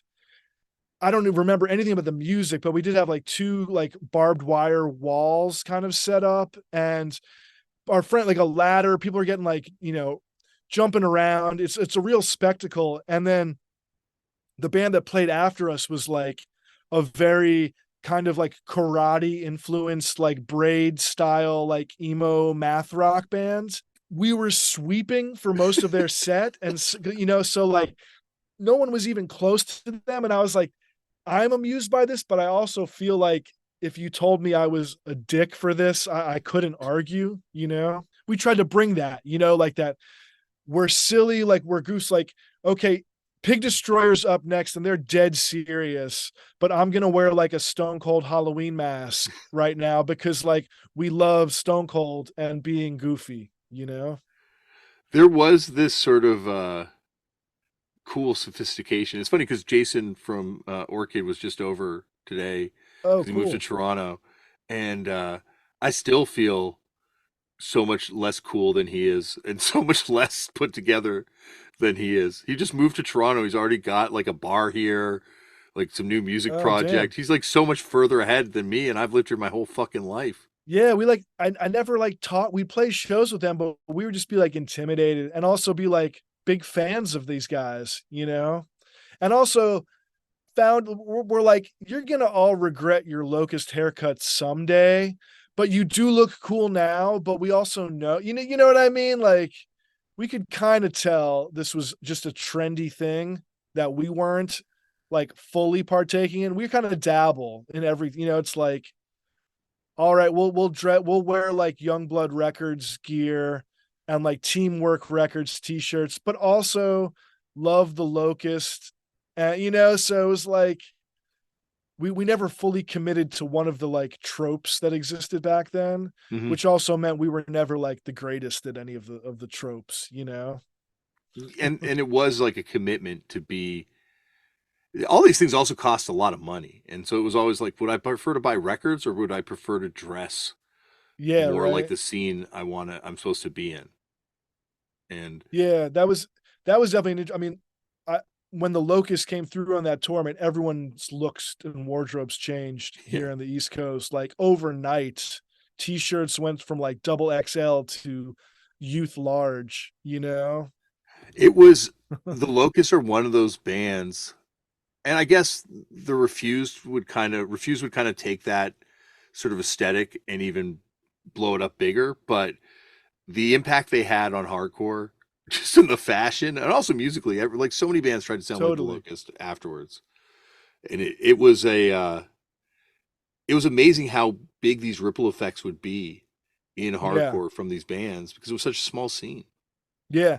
And again, like, and Locust probably made zero money. You know what Mhm. I mean? Like, even though they completely changed it, like what everyone was doing, how everyone was looking. Just interesting to think about that, like they were able to put out records and like maybe do a little tour, but like in a terrible van. Yeah, No, I admired that. Like, even if they're like they looked crazy and I thought they looked so cool. It was just like the people that copied them that I would be like, I yeah, kind of tell yeah. where you got this look from, like, And it was also the proto hipster thing. Like that would yeah. become the hipster thing, I think, a few years later. Yeah, like Makeout Club arriving, like, in that Yeah, wake for sure. yeah. Mako Club and what Jason even talks about because he moves to New York and winds up DJing at all that sort of early meet me in the bathroom kind of stuff. And Yeah, a lot of those people have connections, or a few of those people certainly have connections to hardcore stuff. And this was sort of, I guess, the post hardcore graduation place to go. right, right, yeah. It, it was also the rise of drugs coming back into hardcore. It felt like hardcore was just so desexualized, de-drugged. Like I'm talking about specifically the sort of like DIY scene, Oh, for sure, yeah, yeah. and then it just obviously it's not that way And yeah, in really the all my experience in the suburbs was just like a very light ripple of that. At that time, it was like, okay, a locust Coke mirror. All right, I guess. I don't know what this is. Like, sounds cool. Who cares? Like, or remember it when just Das Oath came out and it was like super sexual. yeah, that was it, that was a little weird. it was, and it was especially because it was so removed from that prior Yeah. to that, like that it was even more shocking. Like it was just what they have a dildo. They're Yeah, making yeah. what? And I could tell, like, I'm like, I get that this is commentary on something, but no clue what that something is.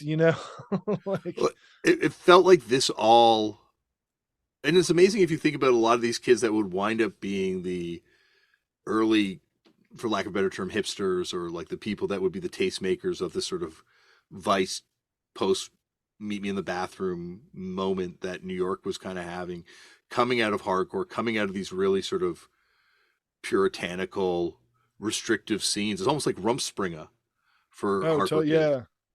where you get like Yeah, this freedom again.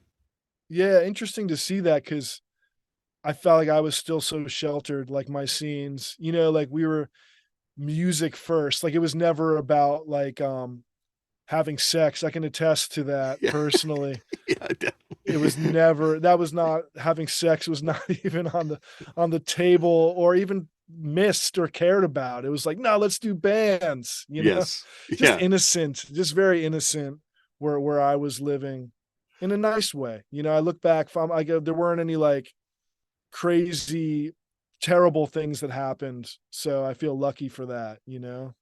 But then Piss Jeans was kind of thrust into the post whatever this world was, the Vice kind of pitchfork Yeah, yeah.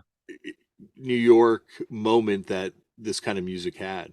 I feel like maybe I'm just putting that on you guys, but I Yeah, I mean, I remember. feel like that can be attributed almost like 99% to being on Sub Pop. You know what I mean? Like, suddenly having like a known label co-sign us made all these places have to acknowledge, because Mm, I feel like we were still very much punk and like we would hope that,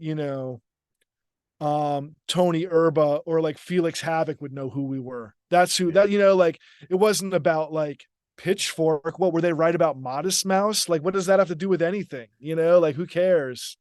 Like it just felt so, but then being on Sub Pop, they had to like acknowledge our existence, I think. I think For fear of being like left out in the dark, you know? they had acknowledged you before that, right? They reviewed the first record. I remember they reviewed that show we played together at fuck, I can't remember the name of the venue. Like in New York In City, some Brooklyn, we played a yeah. show. That was a Um, yeah, that one felt like a good like, oh, mhm, there is a new thing happening that might be interesting to people. mhm, And it's like punk and hardcore based, you know? mhm. I think Clock Cleaner played that too. And did like Kill Your Idols play or something? Like I'm trying to remember who else played. I know I have a flyer, I I think, feel like there was like somewhere. a weird like outlier There like was Kill a Your weird outliner. I Idols don't playing. think Clock Cleaner played, No, maybe not. and I'm pretty sure it wasn't Kill Your Idols, but there was Oh man. someone like that. Spanish Bombs, maybe? No. Man, Man. interesting. Well, I'll fix this in the intro. I'll figure it out. Yeah, you know, I can look it up actually. I like have a long list of all the shows. So, This van, but very yeah, we fucked up. Like we have one of those too. I mean, oh no, no, man, I'm telling you, January 6th, 2006, at the Knitting Factory in New York. It was fucked up, Piss Jeans, Clock Cleaner, Conversions, and Kill Your Idols. I stand So corrected on the clock cleaner. I apologize, man. there you You have have a it. good There you memory. have it. And then the next night, I mean, like fucked up played with Hardskin in Philadelphia, and we played that too. Yeah. And I thought, how cool is it to, you know, be playing these shows with fucked up? You know, like what a great thing. Oh, I still have like I remember getting that record. I guess the 7-inch first Mm. from Jay and Rich, and just being Yeah, like, yeah. "This is band is fucking awesome." And the It whole felt way like we through, really figured out what we should be doing, you yeah. know, like it was a great moment to be like, all right, this makes sense for Hmm. us. And it feels like fresh and exciting to me, but also sincere, you Hmm. know, Hmm. in a way that like Ultimate Warriors wasn't insincere, but it was also just playful, you know, it was just like little boy behavior, you Hmm. know, like which is fine because I was a little boy, but like, you know, now it's like, oh man, I'm like 23 and I've like developed a couple thoughts, you know, and we've like our tastes have branched out to a point where we could try something that isn't just overt a collection of our influences, you know, on paper for you to see, you know. Hmm. And I felt the aesthetic of the band was so unique, and everything about it felt just so different than what hardcore tends to wind up being a lot of times, which is follow the leader or try and have a shocking aesthetic or try like not like a defined thing. And I mean like visually too. Like the way those records looked was just so kind of different. Yeah, yeah, I think we just had a lot of like new music that we were learning about, and like suddenly we had like a new set of rules for ourselves, and it felt great, you know, to like, oh, play slow. Also, we love Fu Manchu. So like we can like maybe have a moment that's kind of Fu Manchu like, but we also love you know Flipper for sure. We love Boston Not LA, like the slow songs, you know. Like Hmm. all that stuff really kind of came together in a way that felt like no one else is really doing this, I don't think, you know. And then but also people liked it right away, which was like stunning, you know, like what a amazing feeling. I like look at that period and there was a wave of bands that just felt like complete students of hardcore and like record nerds and deep head things where you wouldn't just be pulling from one source, you'd be pulling from all these disparate places and there's just like such respect for the history of punk and hardcore, yourselves and Iron Age and Mind Eraser, and there was like this sort of wave of just like, and no one sounded the same, but everyone Yeah, had that yeah. same sort of reference points of like, oh, these are all the best records of all time. I mean, for it was really inspiring for us living in like around Allentown, and like in the suburbs there, because it felt like there was three bands that we were all like best friends and brothers, and we all sounded totally different because it was Piss Jeans coming from like the slow punk, noisy punk sort of thing, and there was Pearls and Brass, who were just stoner rock, really technically like driven, like just pure bluesy stoner rock, and Air Conditioning, who were like Yeah, I remember air free conditioning. form, like volcanic guitar noise, like more like indebted to like like High Rise or something, and like just free, or like Harry Pussy Dead Sea style, like. And we all played shows together, and it was so much fun because none of us felt like we sounded like each other, but we like loved each other's bands and all wanted to be better, like it was really helpful to have that like camaraderie, I think. Like we toured early on with Air Conditioning. We toured with Pearls and Brass. Um Pearls and Brass broke up because that was Randy's band, and he just joined Piss Jeans then, like Yeah. in one fluid motion. So we were like, that was special to like have friends who were doing different things artistically that you also loved, and we're like right there to witness the evolution of. Hmm. I think there is these periods where there's like one sound that kind of defines a time in hardcore, but I think the lack of one or punk, but I think the lack of one defining sound of this era kind of speaks to what the era was about, which was just kind of like complete love of it, and a moment where you were able to link up with bands from different places and people were paying attention. And I feel very lucky to have been through that because I don't know. I think we kind of live in a post-critical sphere era now, and that era we were in really benefited from having places writing about our bands, or drawing people attention to it from different places that might not know about it, or might not be tapped into MRR or something. Yeah, yeah. No, I mean, well, now it's like you just have to have like, well, like social media drawing people in, and like I'm thankful that I'm not starting a band for the first time today, because that's just not my forte, Hmm.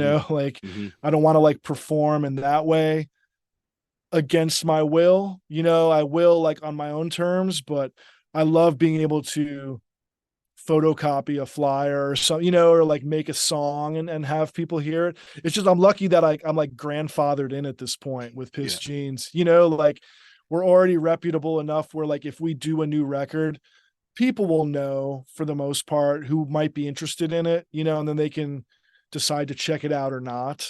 Because I feel like that's the hardest thing, is like having anyone know that you made a song now, if Hmm. if you're not already established. I think that's the one of the great struggles of this era for bands that built their thing on being earnest and not being characters. And that's why wrestling has taken off so much more now, because it is so much about having a character and having a persona, which is what social media is. So you Right. can talk into that. I find it so fucking awkward trying to make videos for this podcast because I have to embody some weird thing. It's just And you not get that immediate natural. feedback of like, oh, I was talking about horror movies and I got 50 likes, but then I talked about Rob Zombie and I got 75 likes. So should I lean on the, you know what I mean? Like you're Yeah. just second guessing yourself, and like, Yeah.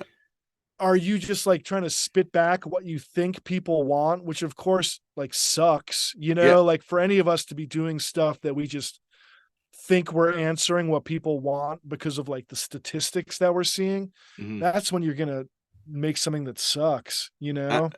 And it's also because it's to get your thing in front of people, there's a game.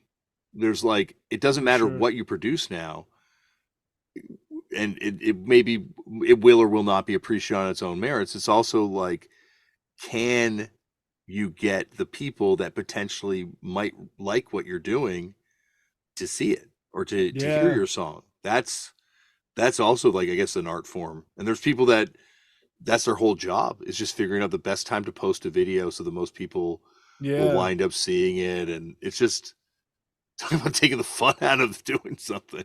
Yeah, I don't know. I mean, it's cool that some people are good at that. I just, it's not for me, you know. I'd also like, I'm also of that like stubborn age where it's like, yeah, I didn't post about that thing I did and no one knows about it, but I'm satisfied that I didn't post about it. You know what Hmm. I mean? Like, I still have that integrity, which Hmm. is kind of like silly because it's like, well, you should, no one's holding it against you nowadays if you post a thing explaining what you just released and like you posted a few times. So I'm Yeah. getting more comfortable with it, but it still feels like an ill fit, you know? Yeah. And I think all these mediums have their own rules. Like, you can make a video of you talking earnestly about your record and the work that you put into it and the thing that you did, and that might do well on Instagram, but that's not what the kids on TikTok or YouTube or Right. whatever are necessarily looking for. So you'll have to do something slightly different for these things because they're more into this and that, and it becomes like chasing its tail, and it takes away from the time that could be focused on making the thing or doing anything in the world Yeah. but. I admire the way like fucked up just like keeps doing their thing and doesn't seem to be doing it in a negotiation with their fans or what, like, there, you guys clearly like can be found in certain ways on social media, but the band is kind of like not an explained, it's not coming to me, it's not begging me to like so that you can send me a free ticket to a live video premiere, like I like that you only just like, here's a new record, and then like you can listen and decide what you think, like I appreciate that approach. Well, I thank you for that, but I think we are also maybe hindered by that approach. And this brings up something I Oh, you wanted are, yeah, for to, yeah, success, but also like, I don't know, you called your well, band Fucked Up, man. We're talking Piss Jeans and Fucked Up. These are like terrible band names, absolutely. And I'm as blessed as I am to have achieved anything at all. There's also the fact that I signed that deal with the devil to where this became my job, and I've done everything to prevent it from being my job. Like, always tried to have other jobs going on because I find in moments like now where, like, other than doing this podcast, that's I think probably why I doubled down on doing this podcast, but where the band is becoming the thing, it changes the way I think about doing it, or it changes the Yeah. way I listen to music in general. Like, it just makes the relationship to the whole thing different when it's your sole focus. And you guys obviously have made a point of also keeping your jobs and keeping like two Yeah. lives going. Was there ever that temptation though to try and go pro core and to make this something that could potentially ruin your love I of don't music? know, like not really. I was just always too scared. And like also like scared not just of like failing, but scared of like ruining it for myself. Like that if I have to do Piss Jeans and be like, we've got 100 pre-sales in Minnesota. Last time we had 125, like that's just like that like strategic business mind. Like I don't ever want to have that mind. Like I have to have it for like work sometimes, in various jobs I've had.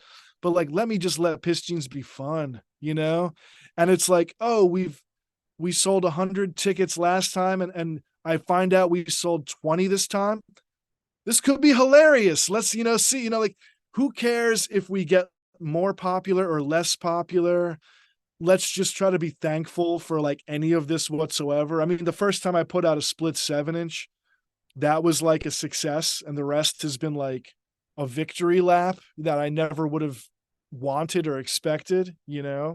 So just trying to like have as much fun for as long as I can with it. That's like that. I just love that about it, that everything's a treat. That when we come to whatever town, we don't come there very often. So it's special and like, oh, this is exciting. And it's great to see you guys. I'm not sick of you because I tour with you 8 months a year. I guess I'm afraid of that stuff, like the band imploding from all the things that people's bands implodes from when they Mhm. become more of a career. And it is this thing that is not real at the end of the day. It's not a career where the work you put in is equal to what you're able to take out of it. And I know that's a very romanticized notion of work, but I know if I work harder on this podcast and make more of a point of posting it and spread the word, it will be more successful. And I probably should be doing that. But with the band, that doesn't necessarily work. Like, Yeah. people could be sick of your voice. People could be sick of the band. People could be. Yeah. I think both you and us are facing the same reality right now where fucked and pissed are words that Yeah. Meta and these corporations don't like. And Terrible. Yeah. how do you promote bands that at one point these names are kind of, they worked in our favor a little bit, but now it's a detriment. Yeah. That's funny. And I feel like also we've never we've never broken up, which like we never gave people a chance to miss us, Mm-hmm. like so that's like a hindrance, Mm-hmm. we're easily like pissed, jeans, and fucked up until this point. You could take either of our bands for granted, Yeah. right? Like, Yeah. oh, new record, that's cool. I used to like them. I'll check in again some other time. And that's fine, like I'm glad we've never broken up. It's always been fun, but like strategically things are not poised for business success. But I feel better about that because that's just like gross to me. Yeah. There's a cynical thing, and the band could implode, especially with fucked up, because it definitely does Yeah, not. We don't yeah, get right. along. We're not. We're not like you guys that have been able to maintain that friendship. I think at times there's like some real vitriol towards each other in the band. I'm sure you guys also have that Yeah, moments. it's like family, Yeah, like you don't always get along with everyone for but sure. like you, and I say you, I mean us too. You just have to break up for it. You just have to tell people you're breaking up. Yeah, You right. go away for 2 years, and then it's like a massive cash cow when you come back. But that's so gross. Like, Yeah, yeah. it just feels. And I suppose that's the difference where you like kind of, the only time I'm like not concerned about any of this stuff is when I'm like, oh, this isn't, and this is putting grandiose terms on it, but these are art projects that have existed over these many years, and all of us are collaborating, working on something. And the metric for success is the fact that we're still producing stuff that we find interesting. And that was like that should always have been the motivation. And it's just the business side of things that winds up fucking that up. And Yeah, yeah. if you can Yeah, ignore that's it. what and I mean like also, we could like I've made like incredible to me money playing shows that I mean, I remember there was the Ultimate Warriors played a show at a college where we got $250 and I was like, I'm officially rich. Like Yeah. this is insane. And since then I've made more money, but like I don't know, I'd probably be living like we're not a very popular band by any means. Like maybe I could work extremely hard, ruin this band for myself, and live a very poor existence, scraping by like without health insurance, whatever. Oh, that doesn't sound appealing. And I think from what I understand from talking to like really, really popular bands, it's a lot more work in terms of the shittier side of this thing. Like, Yeah. I was talking to Chris Shiflett, and I was like, "Do you think No Use for a Name could have gotten to where, not necessarily where the Foo Fighters are, but could have gotten to that next stage?" And he was just like, "No, we didn't have the work ethic. Like, Mm, it's a lot of fucking work." damn. Yeah, I don't have that work ethic. I don't have a no use for a name work ethic, let Yeah, alone a Foo that's what I was Fighters. thinking. I'm like, I'm screwed. I don't know if I have a No Use for a Name work ethic. Which is fine. I don't want to work it. I want like a fun ethic, if I can find a way to do that. I think any band that was willing to go through the Warp Tour is a harder band than I. Right? Ooh, yeah, no. Like, no appeal. If that's No, what it no. takes to be successful, I'm okay. No, I would like I will be successful if I like trip over it and fall backwards into it. That's like the only, and like, and if that never happens, that's fine, because Yeah. this is having fun with your friends. That's the most important thing. And then meeting your heroes too. Like, I think both of us have been Yeah. fortunate enough that even if like Felix von Havoc or the guy from Weston, or then later on meeting these people that were in these legendary bands when we got into this stuff, and having your heroes wind up being peers and just becoming part of that world. Like that's all I It's wanted as a crazy. kid. Yeah, it's fucking Yeah. crazy. Like like knowing these people and just being able to talk to them about like weird minutia on their records. It's like that's all I wanted as a kid. Right, right. Yeah. So it's like we've already succeeded on the important stuff, Hopefully we can just stay healthy, and keep Yeah. making stuff that's interesting to us. And that's the thing, like with me thinking about Piss Jeans now, I don't know. I mean, I feel like Fucked Up has gone through such dramatic evolutions through the years, but we kind of try to keep sounding like our first record, our first song, but also not repeating it. Mhm. And it's like harder to find that territory, where it's like we haven't evolved, but we're not repeating ourselves.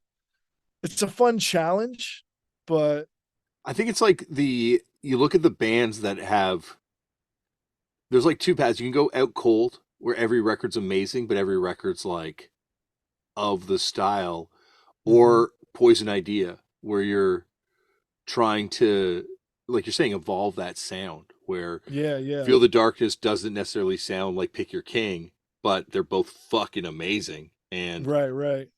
And you can tell that the stuff they added to their sound gave it a new dimension. It didn't it's not like a, I don't know, How We Rock or something. Yeah.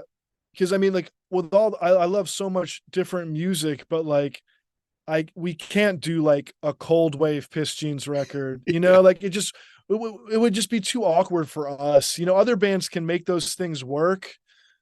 I don't know, like we just kind of have our lane and it's like let's just really excavate this lane, like But and see. And I don't know. the thing is that's funny is that those limits are only opposed on us. Like, why couldn't you do like a Piscine ska record? Or Yeah, I don't know. it would maybe feel disingenuous, but then it's like, but that's just because we've imposed it. There's no other reason. Yeah, I guess it's like I'm also trying to like in a weird way like respect Piss Jeans the entity, Hmm. because like I would like or just like I don't know, like I know I can do Piss Jeans well like this. I don't know that I could do those things. Although I will say like on this new one we've got coming out, it's definitely more like there's like a weird tinge of 90s pop punk to quite a bit of it, you know. You guys do a bro him part on one of these songs, it's gonna I be mean, a full circle we've moment. uh it's definitely the bro himmiest Piss Jeans record for sure. That's awesome. That is Yeah, no, I amazing. mean, and it's like it's fun because like that feels sincere and also like it could exist within Piss Jeans universe, but Hmm. also be a little unexpected and probably turn off some people while turning on others, like mostly it's just like it excited us, so it's like, all right, this makes sense. Because And like I think, I feel like no one's doing it, mhm. to me. Like, I don't know. I hope we don't like I hope we don't sound like old guys wearing our teenage clothes, like, but I don't think we do. I think I it sounds true. and I think it's like the Melvins doing a Kiss record. Like these were our kisses back then, Yeah. or like them doing a Kiss cover or something. Yeah, These yeah. were This was our Kiss. Like these were No, our yeah, I love that stuff. yeah. Like this was the larger than life California skate rock. And it's Skate just rock's like being generous. I mean, like I just also like let's have these songs be like fun songs for people to enjoy, Hmm. like that's a great goal, Hmm. like rather than like can you imagine if like the time signature we switched to like some new rubric that like only we know, like I guess maybe that's just because I'm not like really a musician and that stuff appeals to me up to a very low point, but Exactly. I feel the same way. like I don't know, I'd rather just let's write songs that someone else will enjoy that I will also sincerely enjoy. Like that's exciting. And it's a challenge, Mm. Hmm. I think that's the that's why ultimately to keep doing it is because it's still interesting to play with the form and to play with the parameters, like you were saying, like art limited by parameters Yeah. is fascinating, and the parameters that we've established for these bands. And like we still have conversations, like there's songs on our new record that we've cut because it's like, "Ah, this doesn't sound like a fucked up song. Like it Mm, doesn't work within these parameters we've yeah, established for yeah. ourselves." And like you're saying, being true to the band and being true to the thing we've done up until this point. Yeah, no, it's a fun thing to try. And also like maybe the opposite of limitation is also like uh, let's try to write a song like this, knowing it will come out completely like Piss Jeans will make it a Piss Jeans thing, you know, Yeah. like because it's like, okay, we really like, huh, have we ever tried to sound like Killing Joke? Like, have we ever tried to sound like power pop band The Boyfriends? Like, no, let's just like see what happens, you know? Because it's not going to come out like Killing Joke or The Boyfriends. It'll come out like this third thing, you know, like like speaking of like heroes, I was talking to Mark Arm of Mudhoney one time about like their songwriting process. And he was just like, we just try to rip stuff off that we like, and it just comes out sounding like Mudhoney, you know? And I'm like, Yeah. ah, yeah, like that's what I aim for, you know, is just to like, we run it through our machine, even if it is a rip off of something, and it just no one can tell in the end, you know? It's amazing what like a tastemaker Steve was to Kill by Death Yeah. stuff back then. Like how many records he kind of uncovered and hit people to and put onto the market. He also inspires me because he's like sold records and like Mm, lost like while still buying them, they're not like a psychic ball and chain to him, you mm. know, as like a certain collectors. So I hope to one day attain that level of enlightenment, you know. Brad's like that, I find. Yeah, yeah, yeah. He was able to let it go. My dad calls it a dealer mentality versus a collector mentality, where you realize that these things just flow through your hands and you can get another one. But yeah, I feel that's psychic ball and chain like you talked about. Right. I need to shed that. Yeah, I, yeah. I need a meditation. Steve needs to start leading meditation classes for people. Yeah, no, he said like I think he like sold his first like, you know, Jackie Shark 7-inch or something, and then was like, huh, I can just do this. And then it was lifted, the curse, you know, he could Hmm. just sell stuff. Especially now, where some of these records, like you mentioned, the Misfits collectors earlier, those records, some of those records are like 50, like a down payment on a car or a Yeah, house, I a don't full know. It's payment. just disturbing to think about. Yeah, and it's I feel like it's like that with all collectibles now, like video games. And did you see Steve Aoki had his Gorilla Biscuits start today on purple, graded and sealed away in one of Oh those? yeah, no, I feel like if we talk about this enough, it will come to reality. Like I I just don't know, want to. It's I don't want to like Beetlejuice it into I like know. becoming a thing, you know? I, Because I yeah, that stuff is really dark. The like baseball cardification. mm-hmm, mm-hmm. No, no, And I I can't. feel well, and that's like the way it's that's the way I guess artifact collecting versus functional art form collecting is destined to go. Mm. I mean, just even like the art world where it's like, you know, these billionaires just have like vaults where they keep it so that it can earn value and Hmm. sell it. It's all so gross, you Hmm. know. Hmm. And this was meant to be like the antidote to that, but it just shows you, I guess, how insidious capitalism is. Yeah, completely. Well, I don't want to end on a bleak note, but No. I've kept you so long, and this has been Hey, what awesome. fun. Yeah. Uh, Anytime you want to come back, now that we've broken the seal and catch up on or off the air, you are always welcome. Hey, what a pleasure, Damian. Thank you so much for having me. Thank you, Matt, for coming on the show. And you're over there, Matt will be back for part two. Actually, I'm already kind of working on something, but we'll talk about that when it actually happens. But Matt will be back for a part two at some point in the future because that was awesome. Check out Half Divorced in stores and online now.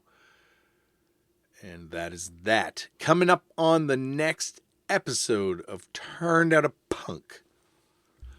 from the legendary band Magnetic Fields, Claudia and Steven will be here. And if you listen to this podcast and you're like, man, God, it's just people talking about how much they love punk and all this kind of crap, listen to next week's episode. It's a feisty one. Oh, man. It's good. It's really good, but it is feisty. So check that out. And that is that for today's show. Remember, as always, Black Lives Matter. The lives and issues of Indigenous peoples all over the world matter. We need to protect trans kids and help trans people protect themselves and their rights, and stop hate and violence towards people of different faiths, different races, different identities, different religious beliefs, because we're not talking about politics here. This is like human rights shit. People deserve to be able to live free from hate and violence and discrimination. Ceasefires aren't political. That's human rights. So if there's organizations in your community that are affecting positive change, get involved. See if you can get involved. I'm sure you can get involved. Lend your time, lend your money. Protecting people's reproductive rights is also, I'm sure in places in this world, it's a constant fight. But where I'm at in Canada, this thing is becoming a battle again as well. So make sure people have the right to choose what they want to do with their reproductive systems. And speaking of positive change, sign your organ donor cards, because you can kind of make a positive change for someone as you're going out. And I've seen it perform miracles. I have with my own eyes, like not literally in the room, but I've definitely seen the aftermath of the miracles that can come from organ transplant and organ donation. Try meditating. I didn't believe in it, and I'm better believe I'm going to be doing it tonight. Today has been a really rough day. Holy crap. Anyone can do this shit. Start a band. Actually, don't start a band. It'll ruin your fucking life. Don't start a fucking band. But there's lots of other things you can do to help punk or hardcore or whatever you want to help. All right. I can't fake it tonight. Thank you everyone for listening. See you on the next episode.